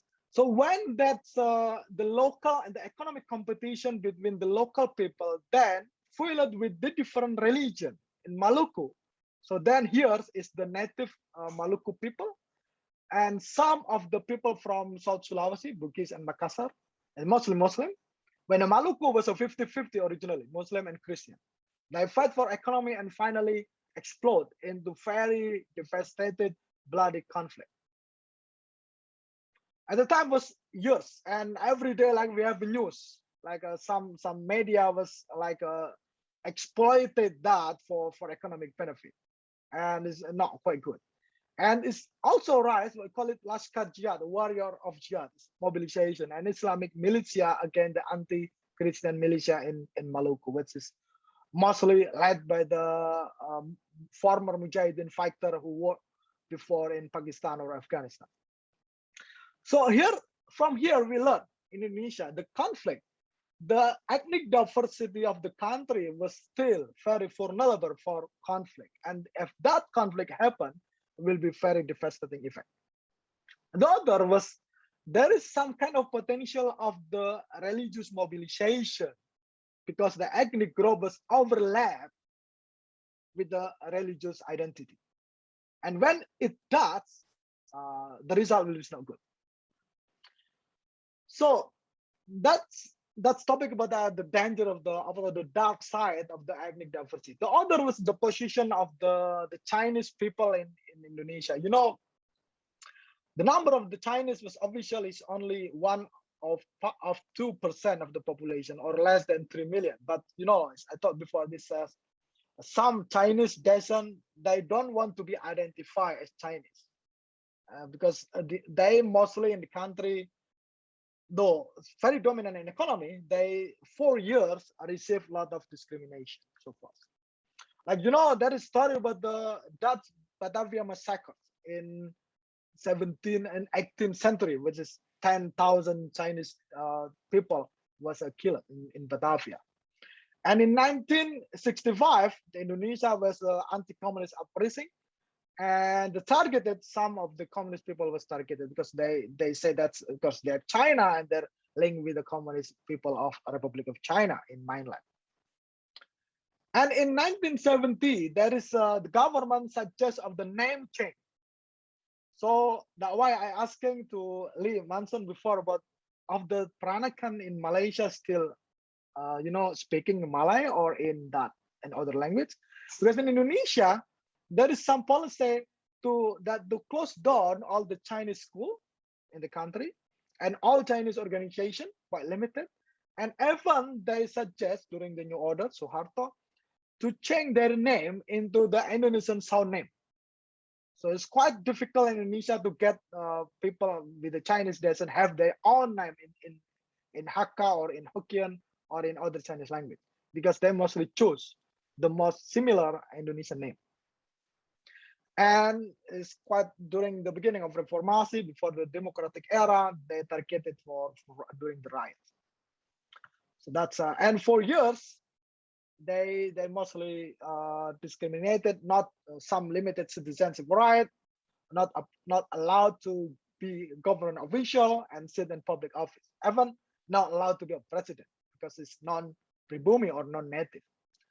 But you know, that is a good thing. After the Reformasi era, there is, they call it not Chinese anymore. I don't know how to say that, but in Indonesia they have a different name for the Chinese people. And as I learned, the Chinese group asking for that from the government. The Chinese people is called it Tionghoa. If any of you familiar with that or know what it name, quite similar. And another one is 2006 citizenship law. That is, they clarified about the pribumi. The native people is not limited only to the people from the indigenous ethnic group of the country, but it say including the Chinese people, as they are natural born in Indonesia from the Indonesian parent. So here's, I think that's just some clue. First, just to highlight, first, when ethnic group and religion collapse, overlap in Indonesia, sometimes now is used for politics. That is not a good thing. In the last general election, particularly presidential election between Jokowi and Prabowo, it's quite clear how the support of the two candidates was divided between ethnic line and religious line. The majority Muslim, yes, the majority Muslim maybe support Jokowi, but more a conservative Muslim and coming from the western region of Indonesia, Sumatra particularly, they more prefer Prabowo, where eastern region and the region that is not so conservative in their Islamic, they prefer Jokowi and their majority. So that's why that is now ethnic and religion is becoming a commodity for politics, and it's not a good thing for me.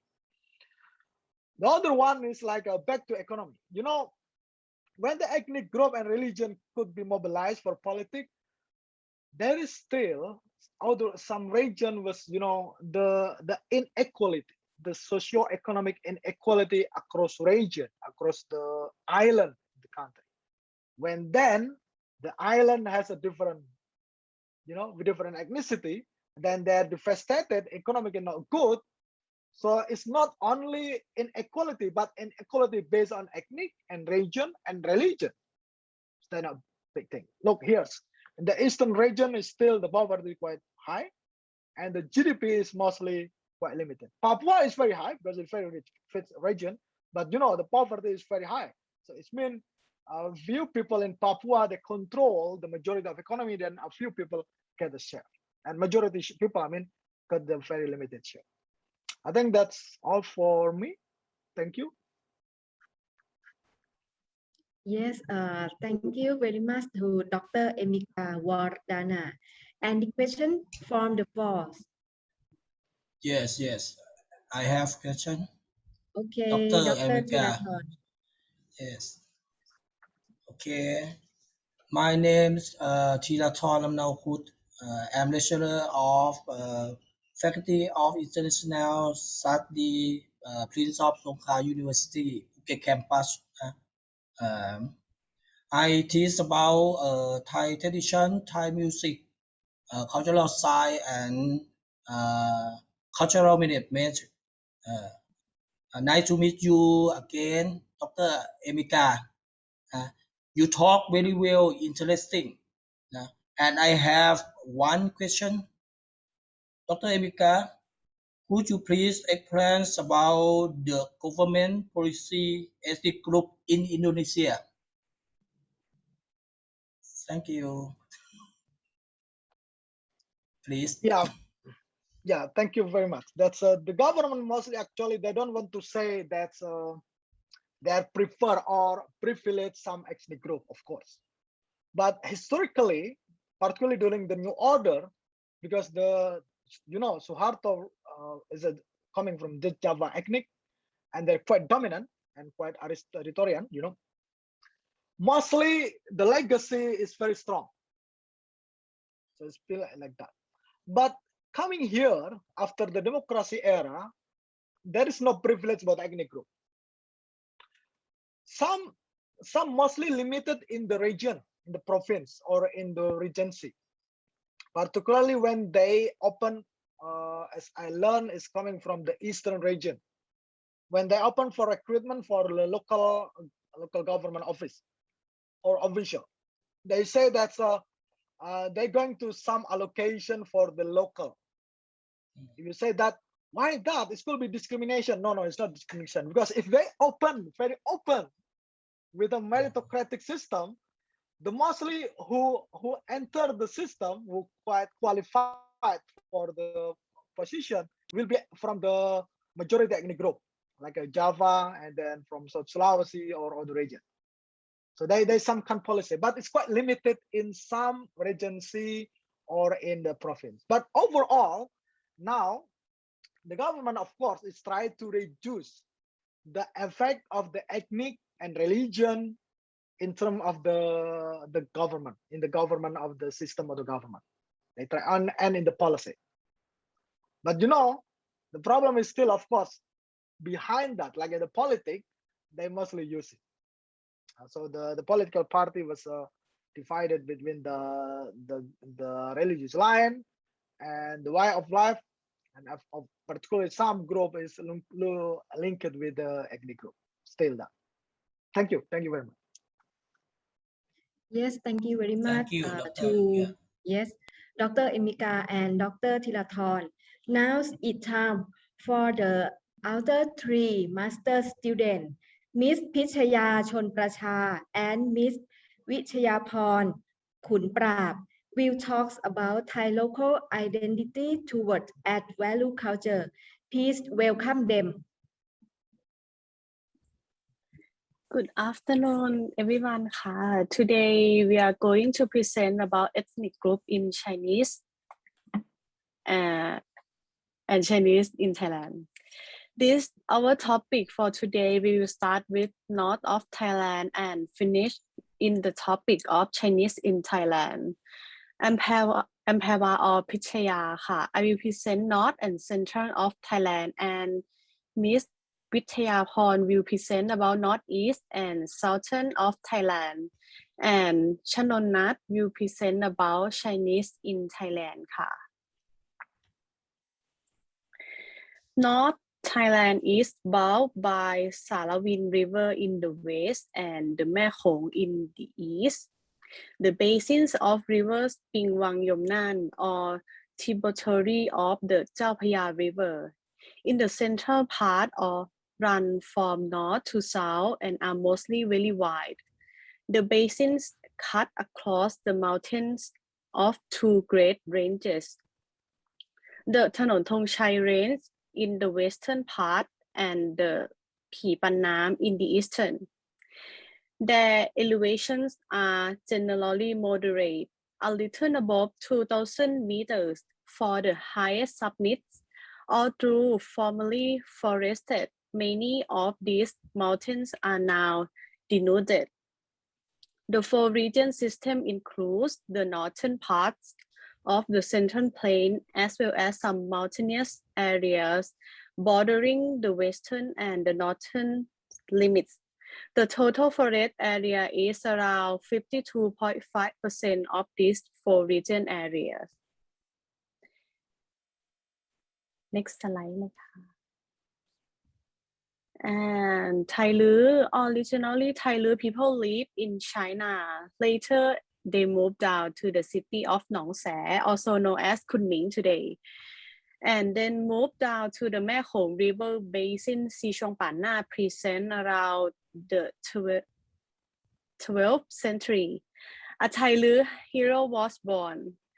Zhao Zhehang has gained victory over many cities in Sichuan Panna, currently established as the Kingdom of Jielü, with the administrative center set up at the Xiangrong Hall for 790 years.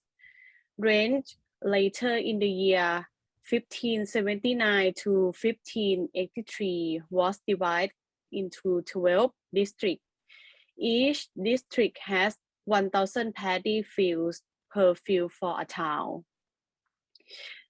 The explanation of the Thai Lü people ruling the region of King Rama 24 attacked the city of Tan, Chiang Tung, Chiang San, and Lan Chang, salvaging the country to be unified, along with setting up the Thai Lü province into 12 districts called Sichuan Panna. And in this era, some Thai Lü people have migrated to set up houses to rule those royal country, thus causing the distribution of the Thai Lü people.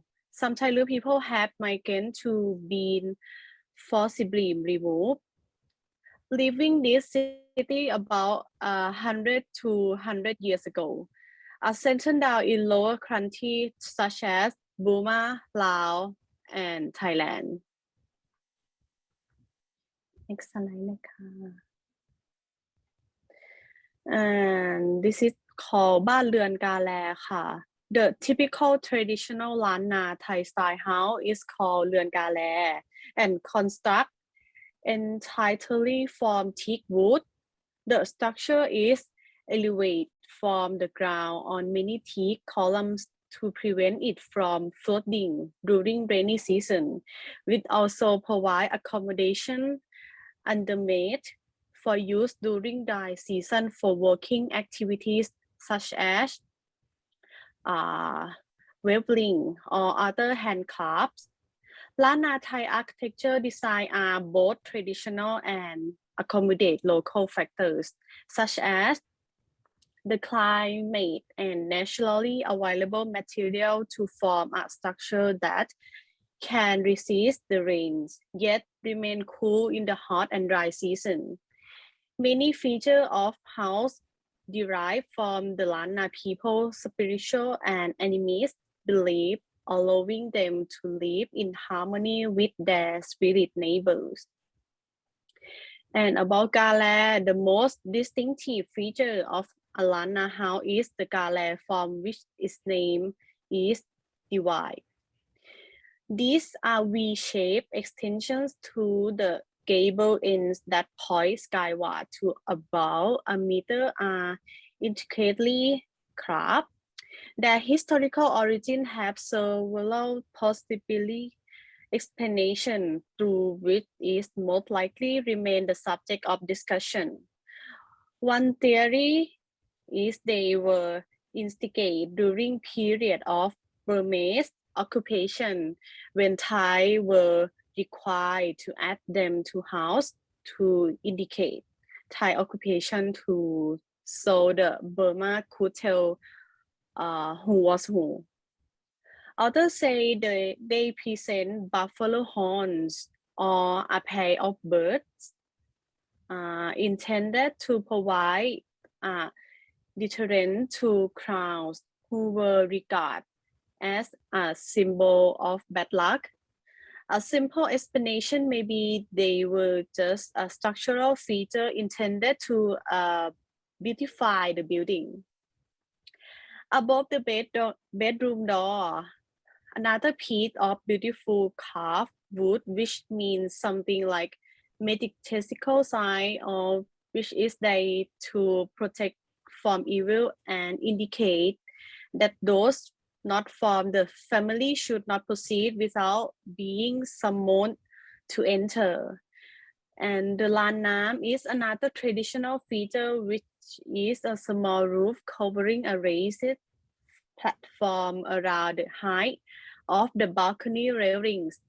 This is used to hold and where jars containing drinking water for guests.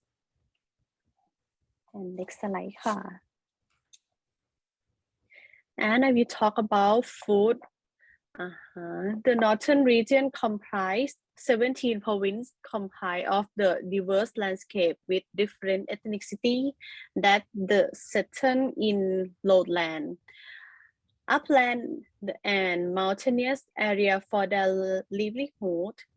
The settlement of lowland Thais, which are ethnic groups, are mainly concentrated in the lowland area of large rivers such as Pingwang Yomnan.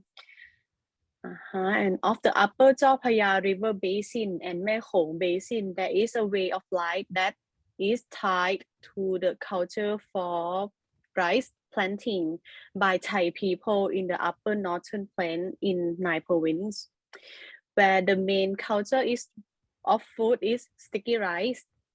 The food of northern people will be beautiful because with the habit of the northern people, there will be verbs that are sweet touch of fitting. Food most often it is a vegetable such as khao soi. Next slide. And in the central of Thailand, I will talk about geography, ethnic groups, architecture, and food.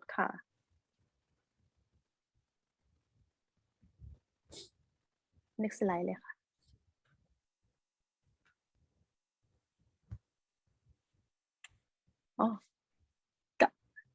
กลับสไลด์ก่อนนะถูกแล้ว Okay, central of Thailand is a plain area. It covers the entire area of the upper and lower Chao Phraya River, which formed by all rivers flowing into the Gulf of Thailand. There are Pingwang Yomnan rivers at the main river of Chao Phraya. These 4 rivers flow from the northern mountains and take much sediment until it becomes a plain area. The central region can be divided into two parts. It's about the upper central region and the lower central region.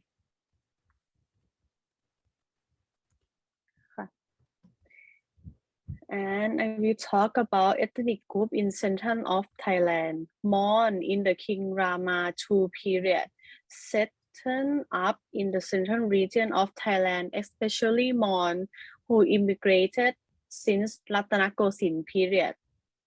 Most of them will receive the land on Chao Phraya River from Pathum Thani province down to Samut Prakan province and along the Meklong River and Thajin River. When the Mon come to Thailand, they will build house where the king gave them. In addition, from the ingredients also found that there are Mon living in different areas all over Thailand. The immigration fell along the route that was originally an army route, and immigration routes including filling into the forest from the war. Thai Songdam is a Thai ethnic group that originally settled in Dien Bien Phu, Vietnam. They were located in the Black and Red River. This ethnic group is known as Thai Dam because it is popular to wear an all-black shirt, unlike neighboring Thai group. For example, Thai Khao tend to dress in white clothes, and Thai Dang, Thai Songdam was forcibly brought into Thailand since the Thonburi early Ratanakosin period. Thai people in the central region are known as Lao Songdam because they belong into Laos and immigrated with other Laotian group. And later, the word Dam has disappeared and is known as Thai Song, which is not a correct term. The correct one is to call this group said that Pu Thai Dam. The word song is assumed to be derived from the word soi, which means pants, by the reason of the Thai Songdam wear pants for both men and women because they believe that that color is a color of powerful and good luck. The reason why Thai Songdam was called Lao Song because the word Lao is a word commonly used by Thai people to refer to people who immigrated from other areas, but Thai Songdam consider themselves to be Thai people.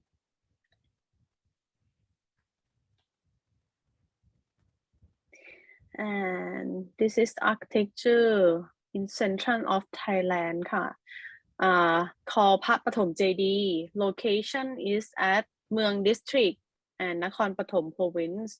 About them history, พระปฐมเจดีย์ is the oldest Buddhist sanctuary in Thailand.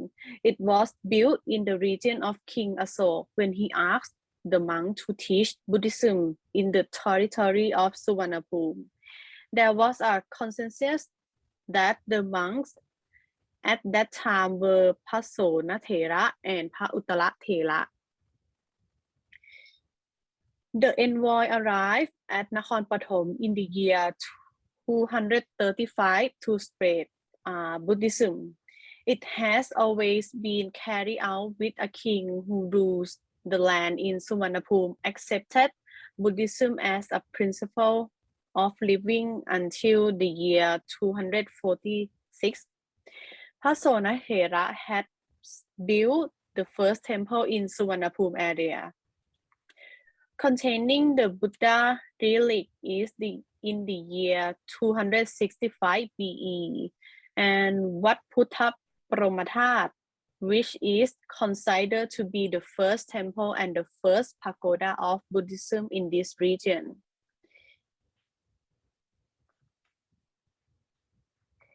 Okay, and food in the central region will be artificial. Food decoration to be beautiful, have good smell and colorful.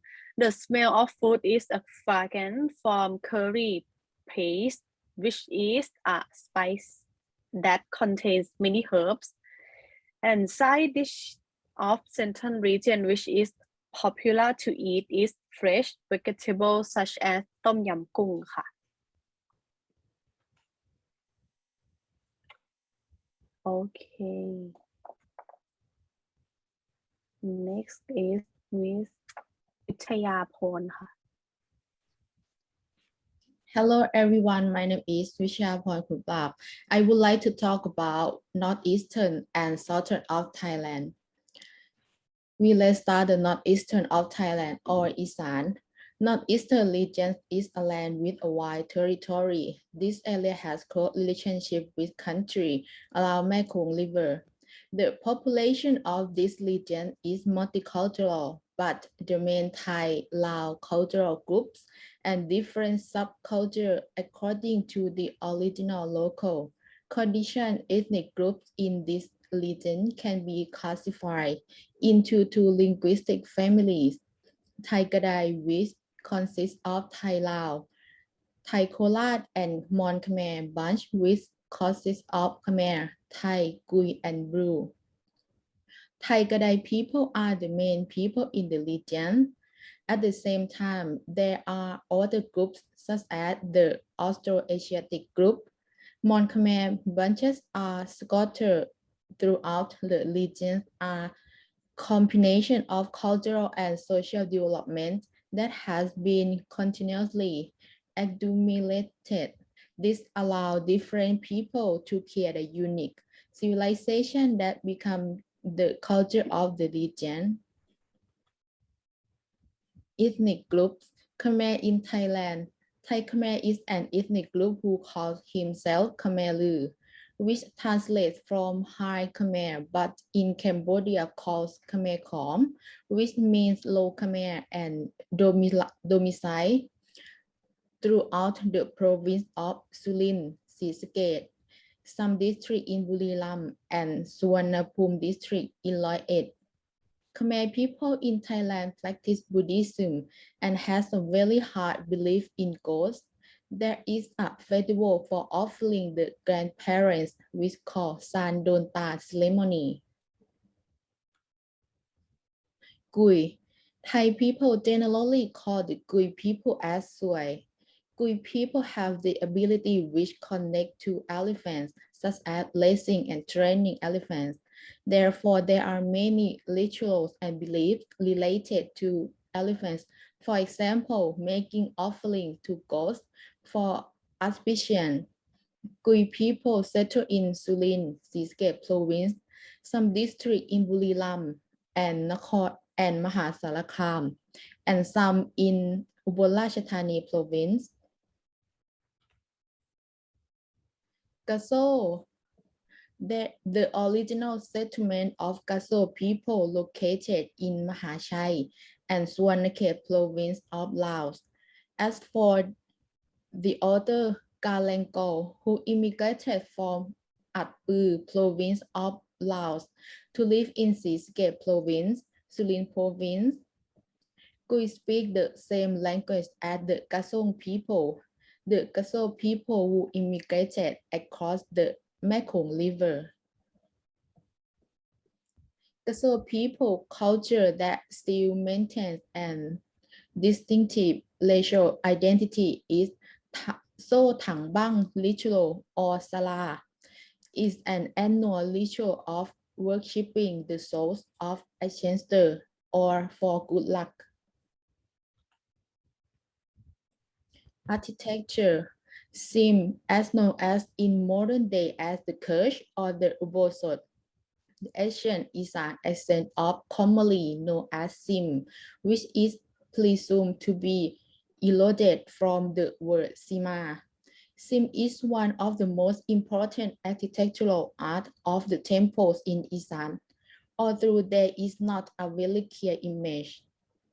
Sim before 1932, the state policy from this period until before the change of governance generally focused on profit control rather than service. This is one method used by the state to seal the regions into the framework of the Thai politics. Overall, the politics in the Northeast has an influence on art and architecture as a model of Lao Lan Chang.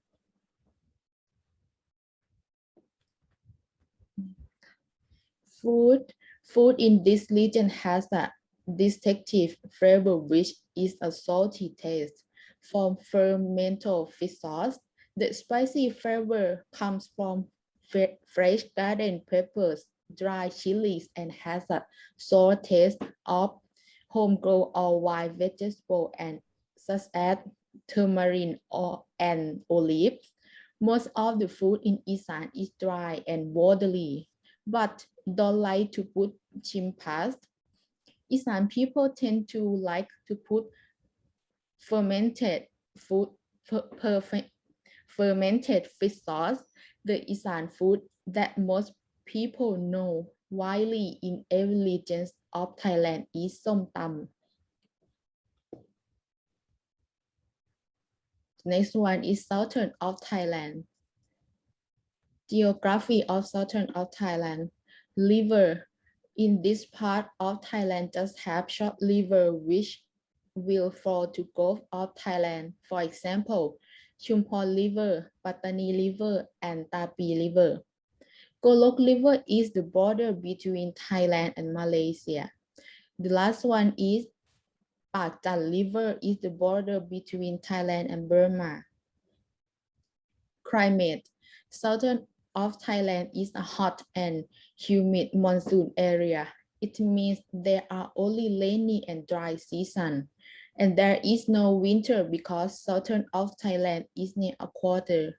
In addition, southern of Thailand also have effect from monsoon in southeast and northeast, so it affect to this area to have raining all year.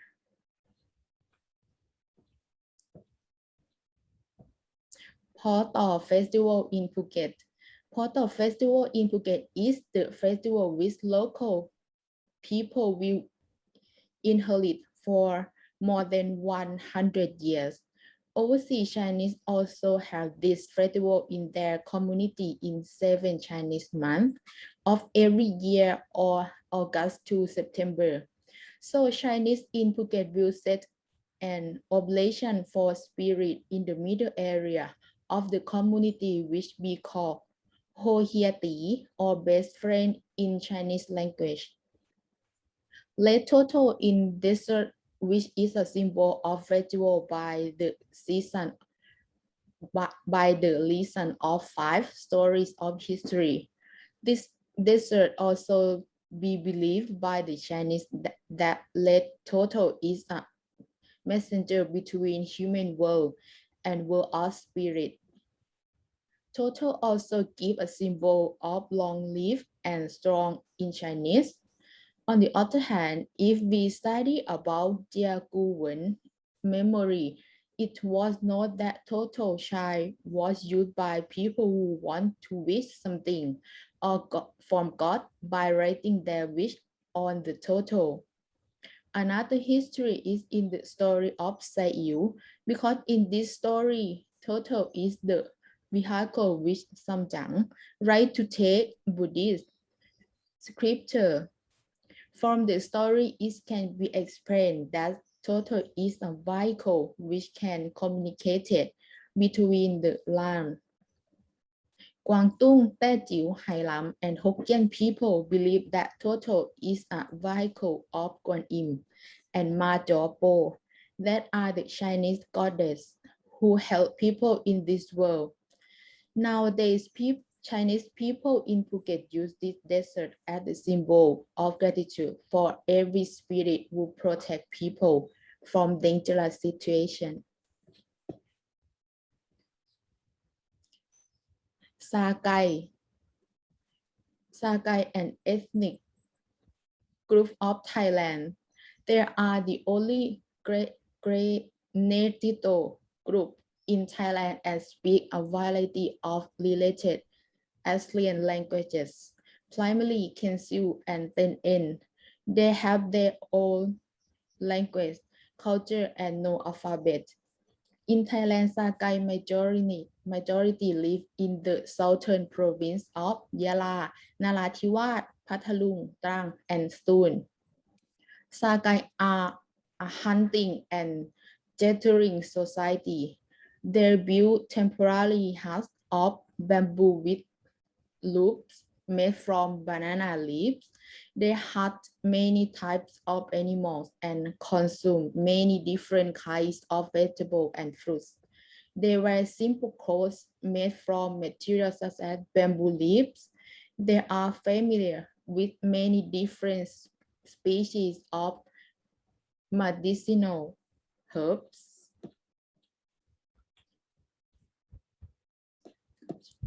Architecture, Sino-European in Phuket own town. In the past, this island is an important dock for Westerners because they came to Phuket for training and meeting. In addition, this island also was a puppet state of Westerners. So Chinese Europeans had much influence in this island, and there are evolution 3 eras. The first one is use cement. The second have influence from architecture in Renaissance and Neoclassic era. The third is there are footpaths which connected to every building, and there are European posts. In addition, from the last evolution, this style of architecture was used for 3 main types of building. They are public building, commercial building, and mansion. And the last one is food.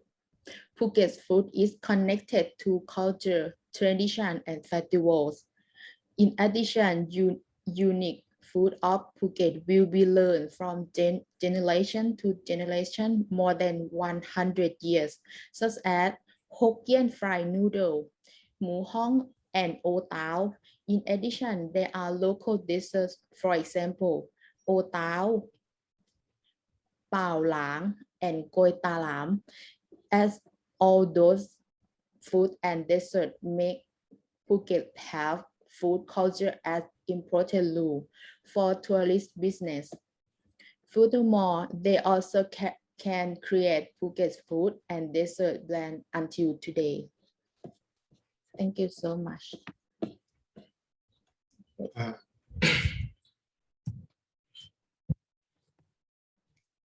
Good afternoon, ladies and gentlemen. I am Mr. Chandonat Nantawanit.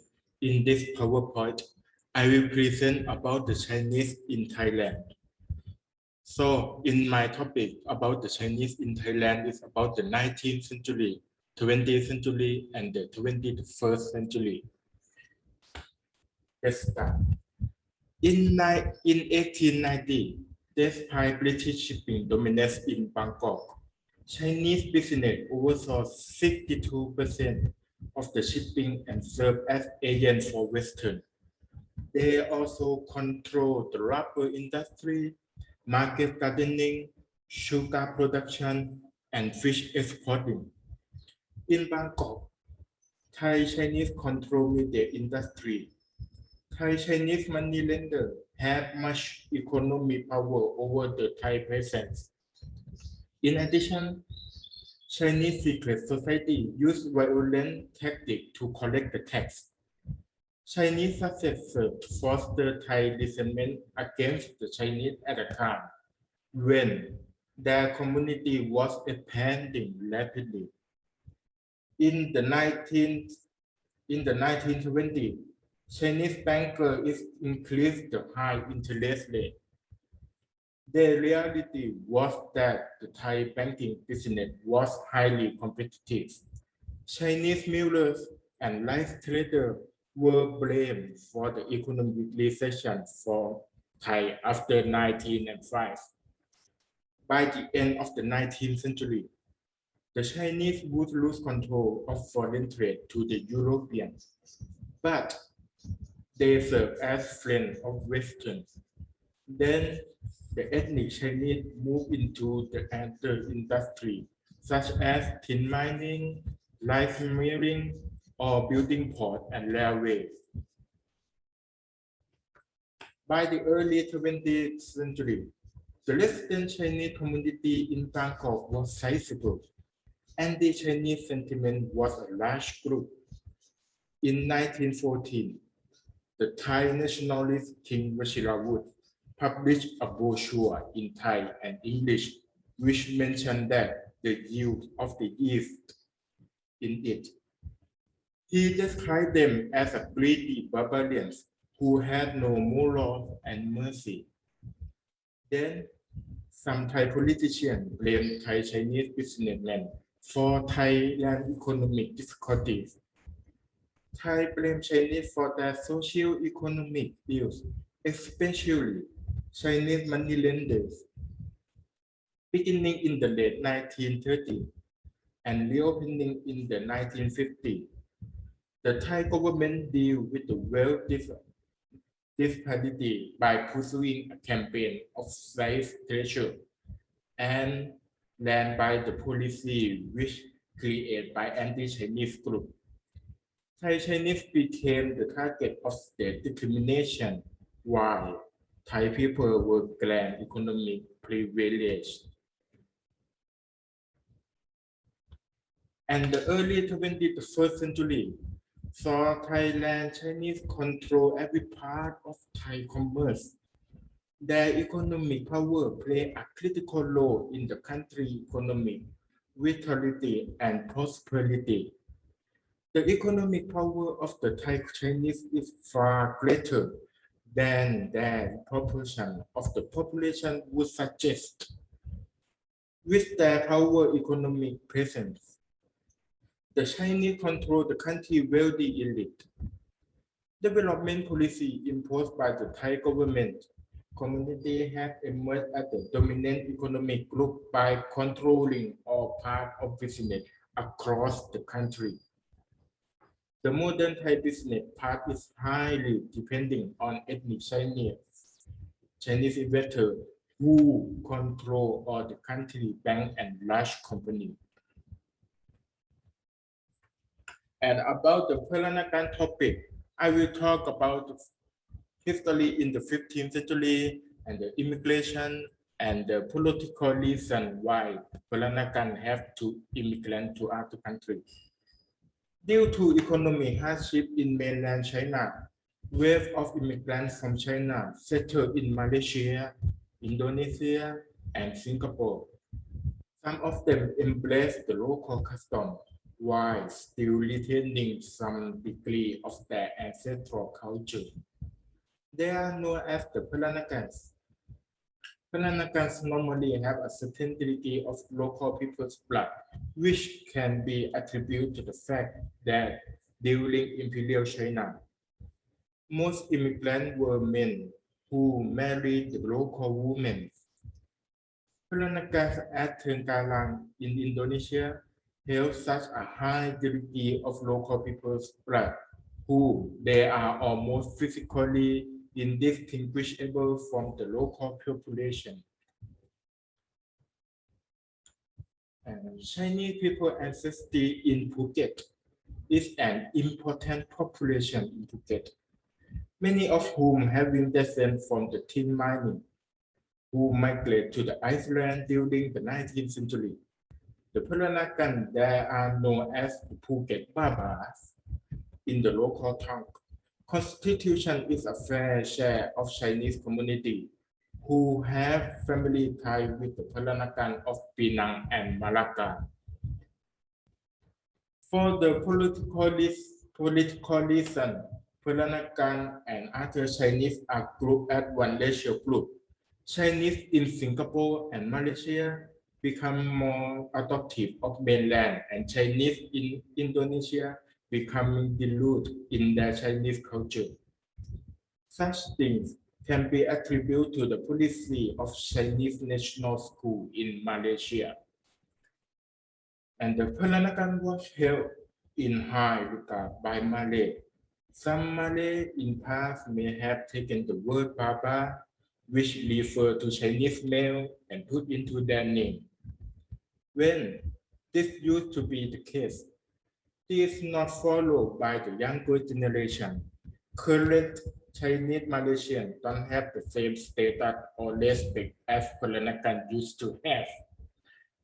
In Penang, Thai women replaced slave women and Batak slave women as wives of Chinese men after the 1830s when slavery was abolished. Thank you for your attention. Yes, thank you for Miss พิชยาชนประชา Miss วิชยาพรขุนปราบ and Mr. ชนนนัทปันทวานิช Do you have any question for them? Yes, I have a question. Wow, okay. Thank you, Tina. Please, you give the questions for them. Yes, like I'm a Chinese, right? There is a province in China called Sichuan province. In summer, the temperature in Sichuan province is like it can reach more than like 32 or 32 to like 34, 36, maybe more than that. There is also a song in China. It's called Hot Girls, which it means that the girls there act like simply, and sometimes they have a bad temper, like in this Sichuan province. I think it may be just because of the hot weather, right? However, Thai people live in such weather, hot weather all year round. So how can Thai people be that calm? Like they act like take it easy, or like they are very calm. Maybe it's because your religion or what?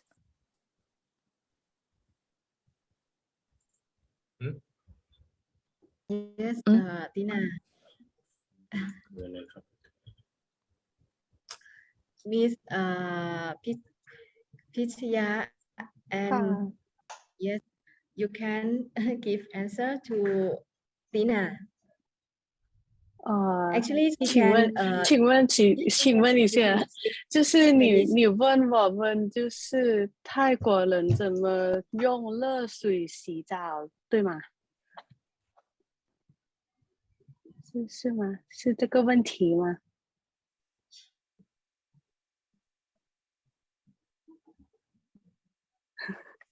？Hello， Hello, Tina. Are you here, Tina? Yes, maybe be signals because them stay at Chinese, not stay at Thailand. Yes, maybe signals.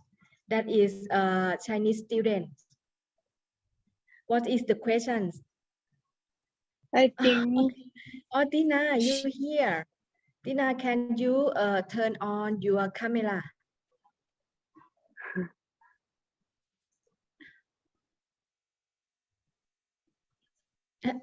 Did you understand what she say? Tina say แปลว่า ฮัลโหลค่ะ ฮัลโหล Yes, I can hear you, Miss Pichya. ค่ะ and about Tina said that why Thai people bath have hot water for take a shower, right? Right, Songkran festival or something. Moment. In Songkran festival or in daily life.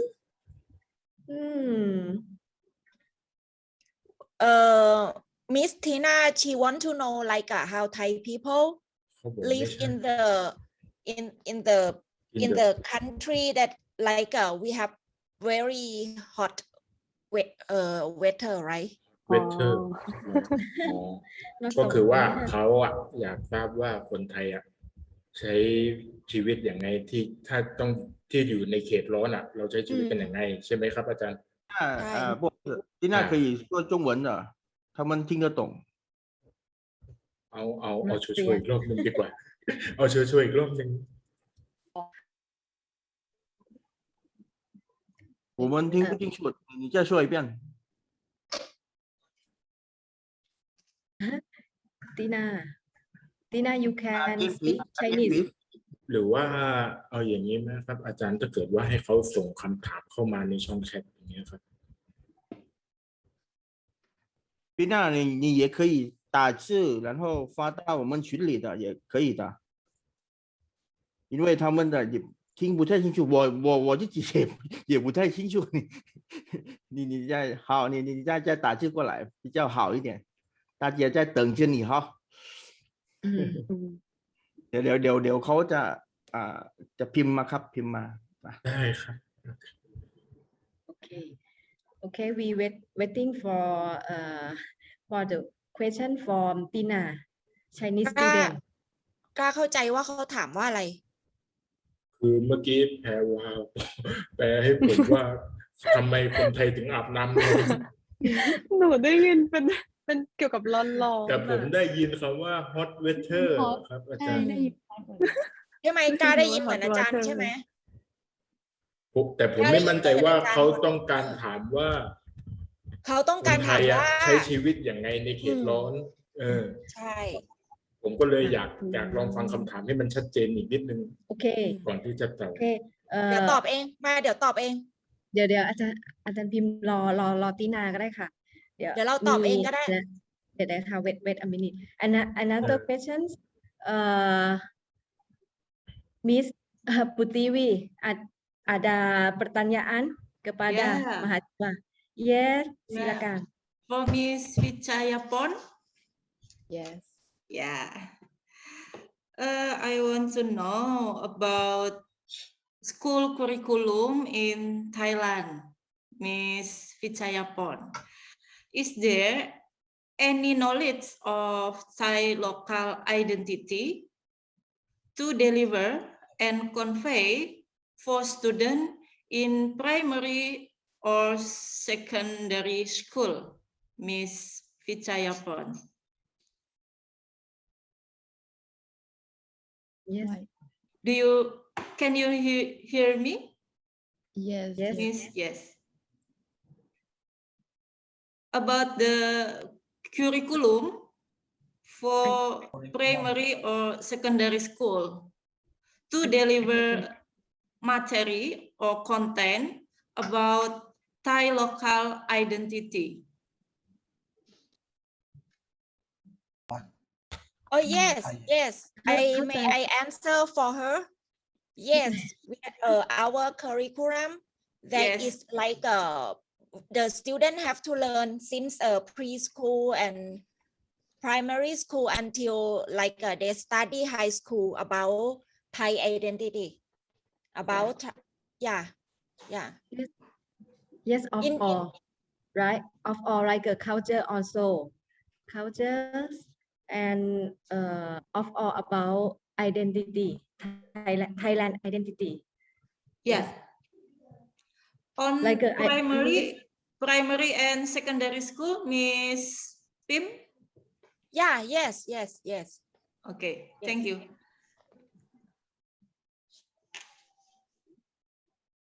How to say now we got a question from Miss Tina. อาจารย์ไป could you please translate into Thai for us?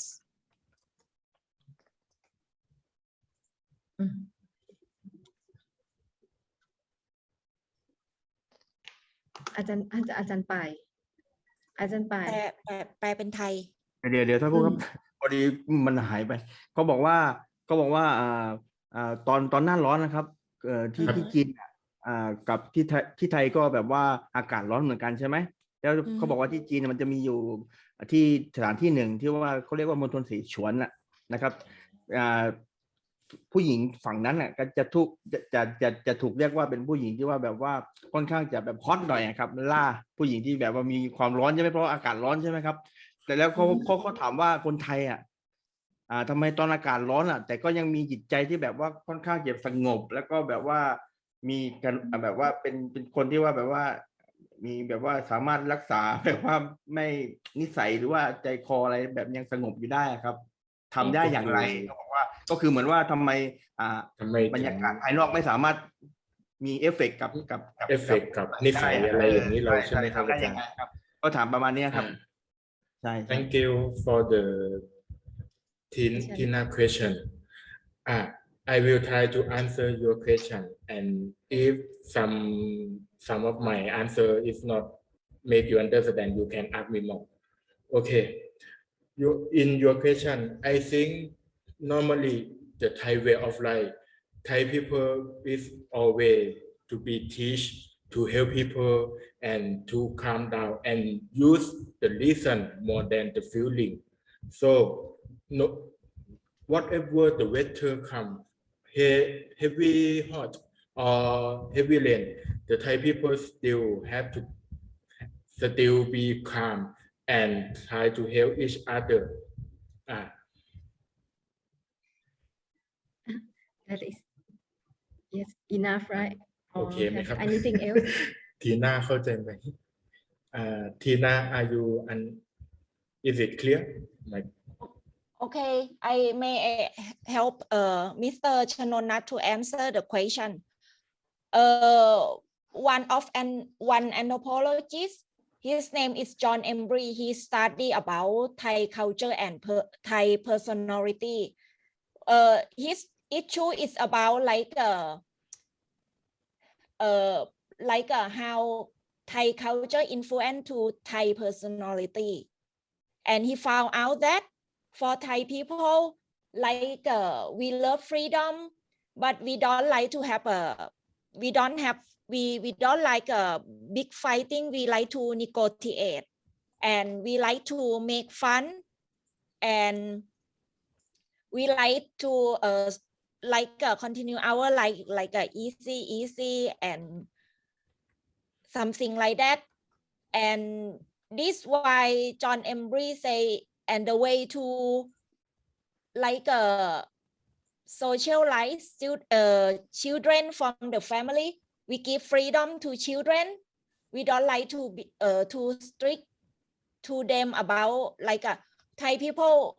We will not strict, and children have freedom, but they have to respect adult.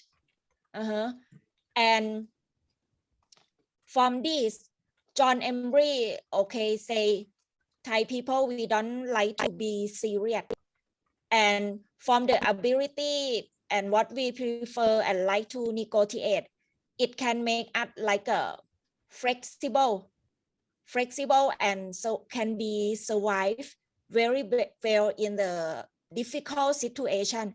If you interest about Thai personality and in the approach of culture and personality theory, you can read the books or the article of John Embry. The name of the article, loosely structure Thai system. Okay, Thailand in comparative perspective.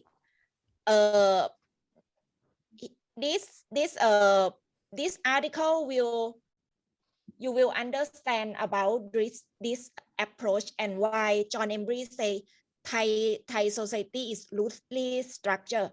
Another one anthropologist, Ruth Benedict, she also study about Thai personality, but her famous work is about Japanese personality that she explained also in the approach of culture and personality. You can also read, you can search her name, Ruth Benedict. She is American. You can search in Google, and then you can read her book, because she compare a Japanese personality, one side is like a very brave warrior, another side is like a beautiful flower, very calm, something like that. If you interest, you can read it. and you can understand what about our personality, Thai personality more. Okay, thank you very much. And I'm sorry I spoke too long. Yes, thank you for Miss Pativi and Miss Tina for the question that is interesting, right? And thank you for Miss Pishtaya Chonpacha, Miss Vichayaporn Khunprap, and Mr. Chayanak Tantawanit to presentation. And thank you for Dr. Pim to give interesting and suggestions about Thailand identity and personal. So we move to the last sections of the today's seminar, discuss and sharing. So we have a talks about 15 minutes. So we will end these sessions around 3:45 p.m.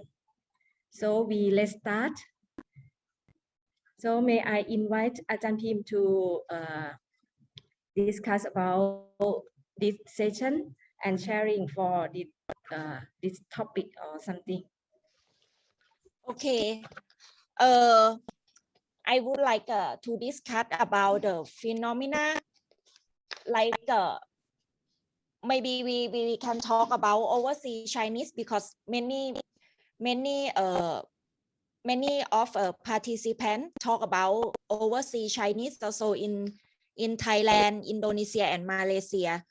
Okay, we can discuss about the similarity, about the dimension of assimilation, acculturation, or about like cultural hybridity between indigenous people, I mean Thai people, Indonesian people, Malaysian people, and overseas Chinese who immigrate to live in Malaysia, Indonesia, and Thailand. Who can discuss about this phenomena, maybe about the similarity of the culture of overseas Chinese in these three countries, or about in the dimension of assimilation, acculturation, or cultural hybridity. Ika, do you have any idea? Yes, Dr. Emika.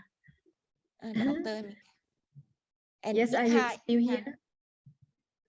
Ajahn Pim, we have a candidate, right? Student candidate, master degree, Mr. Ikar. Mr. Ikar, still here? Hello, yes. Yes, you can sharing with us about Chinese people at there or your your research. You can share with us about that Chinese people. Oh, okay. I think I can share about this is my experience because I have visited some of the Chinese places such as the Chinatown or maybe Chinese temple in Indonesia. And then related of my research, I think I will be investigate about mosque, a Chinese mosque, which is located in Jakarta and also in Bandung. It's named Lao Tzu Mosque. So yeah, so there are two Chinese mosques, which is located in Jakarta and Bandung. And then I'm interested to investigate both of the mosques because those mosques are having a similarity and also a differentiates as well. So that's why I'm really interested to construct that research. And then based on the different background of the places, I think some of the I think Dr. Amika and also Dr. Suadi explained about Indonesian cultures, right? And then based on their presentation, it mentioned that Jakarta has the Betawi culture, which is Betawiness, and also Bandung has Sunda culture. So my intentions why I'm constructing this this proposal, this research, because I want to see those two mosques are similar, and also the founder is also similar. So but based on the different background in the two different places, I want to know the similarities from their ethnics, or maybe their traditions in the mosque, how the way they pray, and so on. And then talking about Chinese culture in Indonesia, I think there are a lot of Chinese, especially in Jakarta, because when I'm going out maybe to the mall or maybe in the streets, I see a lot of Chinese, even though that they are not like a real Chinese persons, like who born in Chinese and moved to Indonesia. No, but they are, I think, Peranakan, or maybe what is it called? Like maybe the grandmother is Chinese, and then the mother is Indonesian but half Chinese, and it's mixed ethnicity. And I see a lot of Chinese in here. And then also there are a lot of Chinese food as well, because I am from Jakarta, and then I love the Chinese food. Yeah. So yeah, I think that is the things that I can share related to Chinese culture in Indonesia, especially in my city that I live, Jakarta. Thank you. Okay. I will say Mr. Ikra, right? Ikra, Yes. he submit a proposal to ask for our scholarship for studying master degree program with us. Okay, his topic is about Muslim Chinese, right? Muslim Chinese in Yes. Indonesia. Yes, Ajahn Pim. Like compare between two cities. I would say in Thailand, in northern Thailand, we also have a Muslim Chinese also. Overseas Muslim Chinese. He like in northern Thailand is connect to Yunnan. Yunnan, how do you say, Yunnan area of China, and they move from Yunnan to northern Thailand, to Chiang Mai, Chiang Rai, and they make agriculture. They plant like a tea, and but some nowadays they change many things, like some family they like plant vegetable and some many kind of thing, but they still like being Muslim. There's but and like they still speak Chinese. Yes, there is like some professor in Thailand study about their village in northern Thailand, and in like to study about overseas Chinese. Yes, they are minority in Indonesia, Malaysia, and Thailand, right? And because of they live here long time, maybe 3, 4, 5 generation already. And then many research like I use the approach of a double identity to analyze the phenomena of overseas Chinese people in Thailand, because they are minority, they live with a majority. Thai is a dominant culture, and then they like will live with us is the phenomena like acculturation, and then they like they have two double identity. One identity is Chinese, another one is like a Thai identity, you know. And some of them, the third generation, the fourth generation, even the second generation, most of them could not speak Chinese. Me too. I am the third or fourth generation. I could not speak Chinese, but nowadays many students study Chinese language at school and from the university, you know. And for Thailand, like since King, in the period of King Rama VI, Now is King Rama X. Now is the period of King Rama X. But in the period of King Rama VI, the King Rama VI concerned that the Chinese, overseas Chinese in Thailand, they take over many business from Thai people.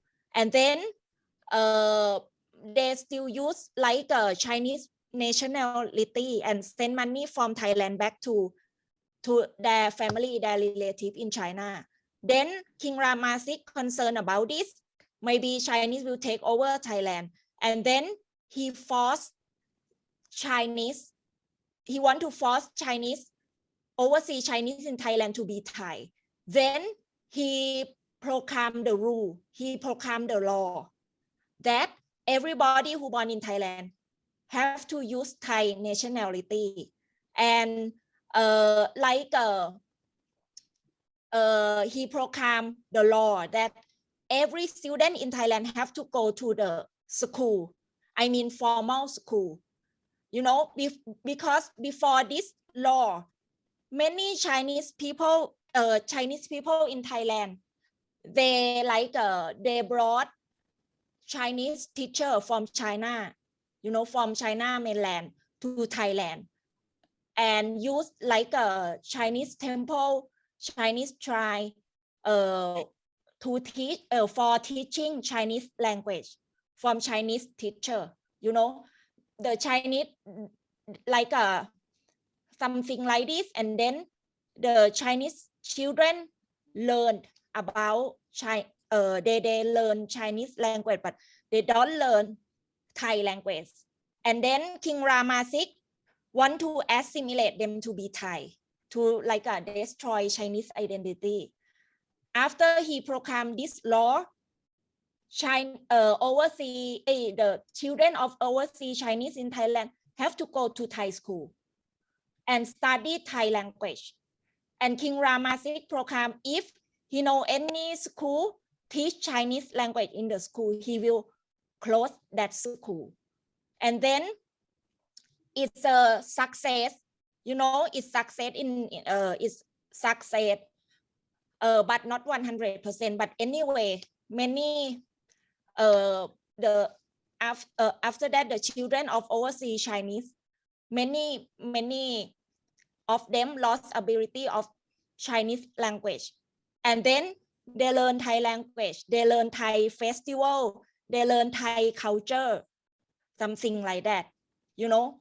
And this the policy, the strategy to force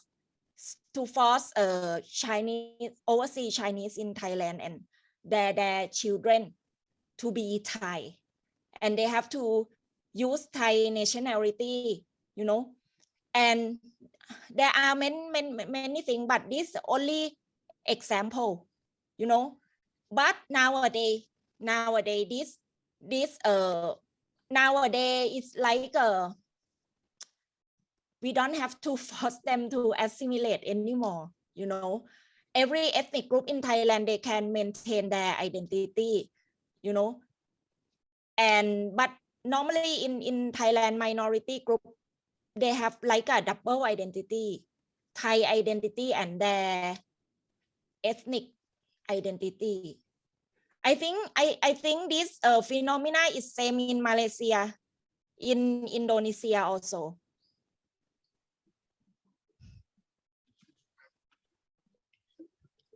Yes, have another idea to sharing with us. Dr. Emika need to sharing another topic with us. So. Yes, thank you very much.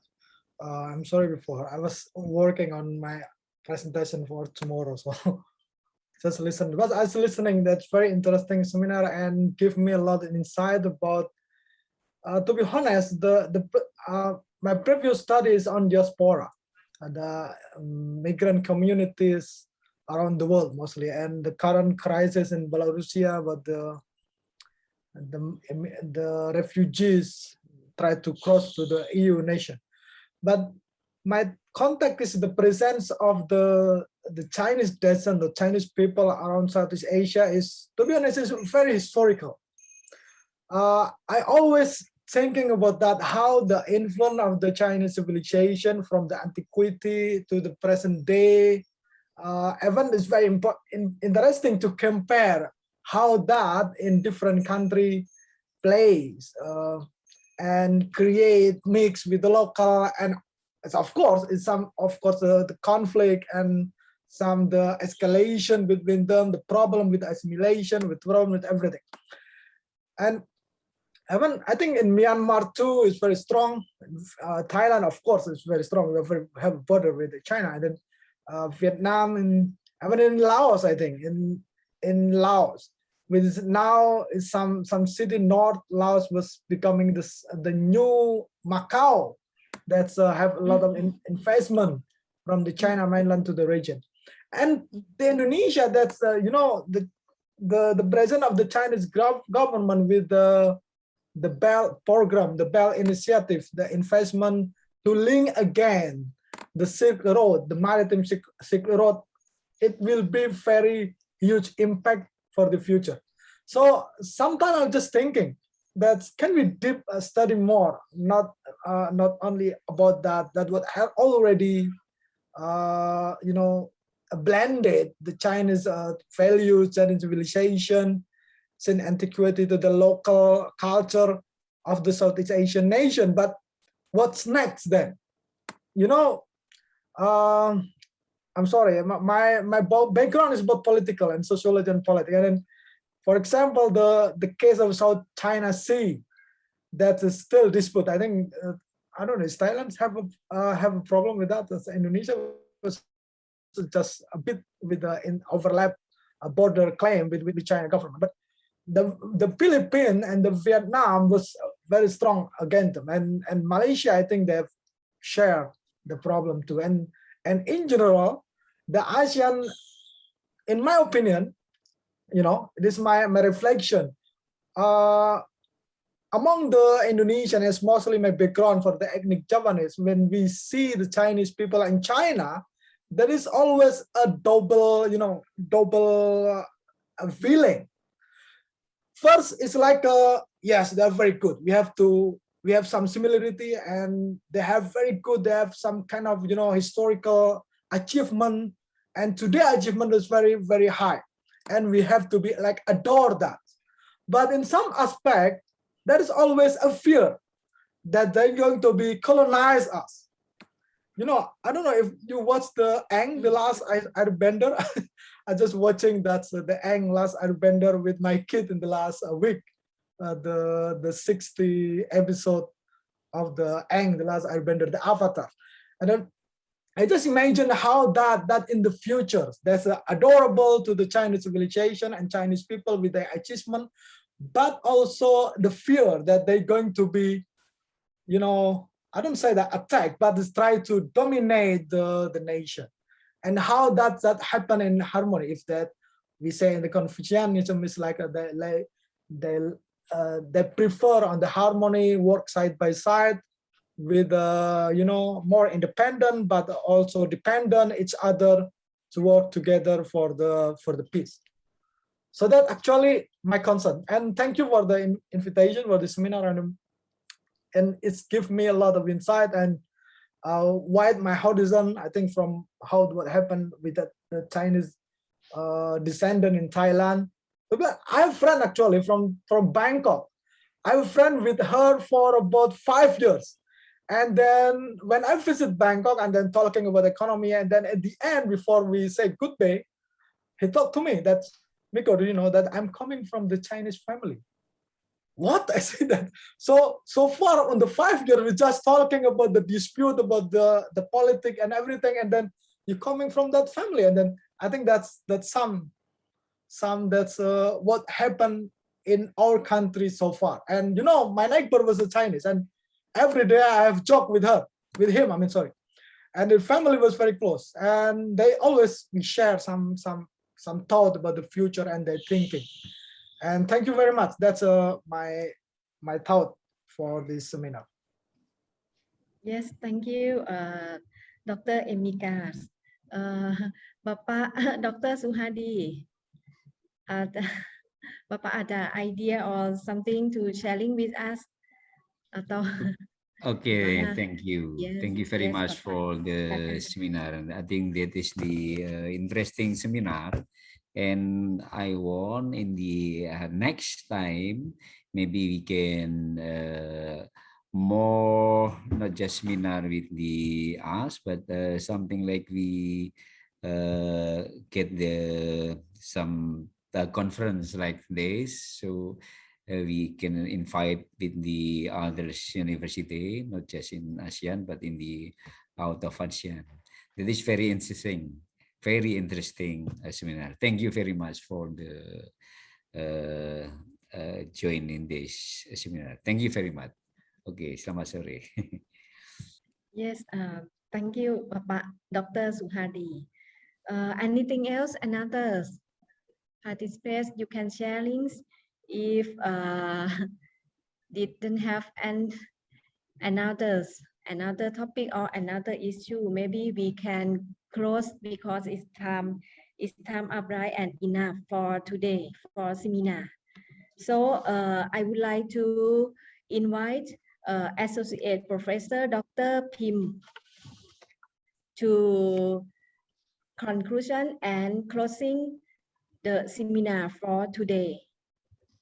Okay, thank you very much. Today we learn a lot about ethnic group and culture, and this phenomena, like we concern and we can analyze in many dimensions, like compare between different culture in the dimension about like a similarity, assimilation, and about the relation the relationship between ethnic group of the dimension of like a minority group and majority group, and also it's like a in the dimension of diaspora of Chinese people, overseas Chinese people in many countries. And in the future, I hope we will have seminar event together again in any issue of cultural study or ethnology. Thank you very much. Yes, thank you, Ajahn Pim. Before we leave, I need to invite everyone to take the photo together. Okay, everyone, please, you turn on your camera. Okay. Or for Chinese students, you can turn on your camera. Fu Min, Tina, Honey, and others. Okay. Yes, thank you. Thank you. Okay, wait a moment. The technician will take photo together. Okay, I will counting. Yes, okay. Gallery, right? Okay. Another student, can you turn on your camera? Yes. Yes, thank you. Okay. Okay. Tina, are you here? Tina, we waiting for you. Yes, I'm here. Yes, I'm here. Yes, yes. You please turn on camera a moment. Yeah, I already turned my Already, camera right? on. But I cannot Yes. see your face. Okay, never mind. I will count things. Okay, 1, 2, 3. Cheese. Okay, one more time. 1, 2, 3. Okay, thank you too much to join with us of all, right? And thank you for everyone to participating in this seminar. If cannot compete successfully without all of you, I would like to convey my sincere thanks to all of you. Also, I really glad we will have this kind of event again in near future, and we are expecting for your kind collaborations again. Thank you very much. Terima kasih Bapak ya dan Ya, Bu Tiwi terima ya Bapak. kasih. Ya, sama-sama. Thank you very much. Terima kasih. Semoga kita Miss bisa ya Bimsya collaboration in the Maraya. Oke. future. Ya, Oke, terima terima kasih kasih. ya. Selamat สวัสดี sore. ค่ะ Good ya selamat afternoon. sore juga ya. Okay, thank you very much all of you Chinese student. Okay, see you again on Friday. Thank you Ika, come to join with us, right? Thank you very much. Thank Okay. you. You're Bye welcome. bye. Yeah, bye bye. Dadah.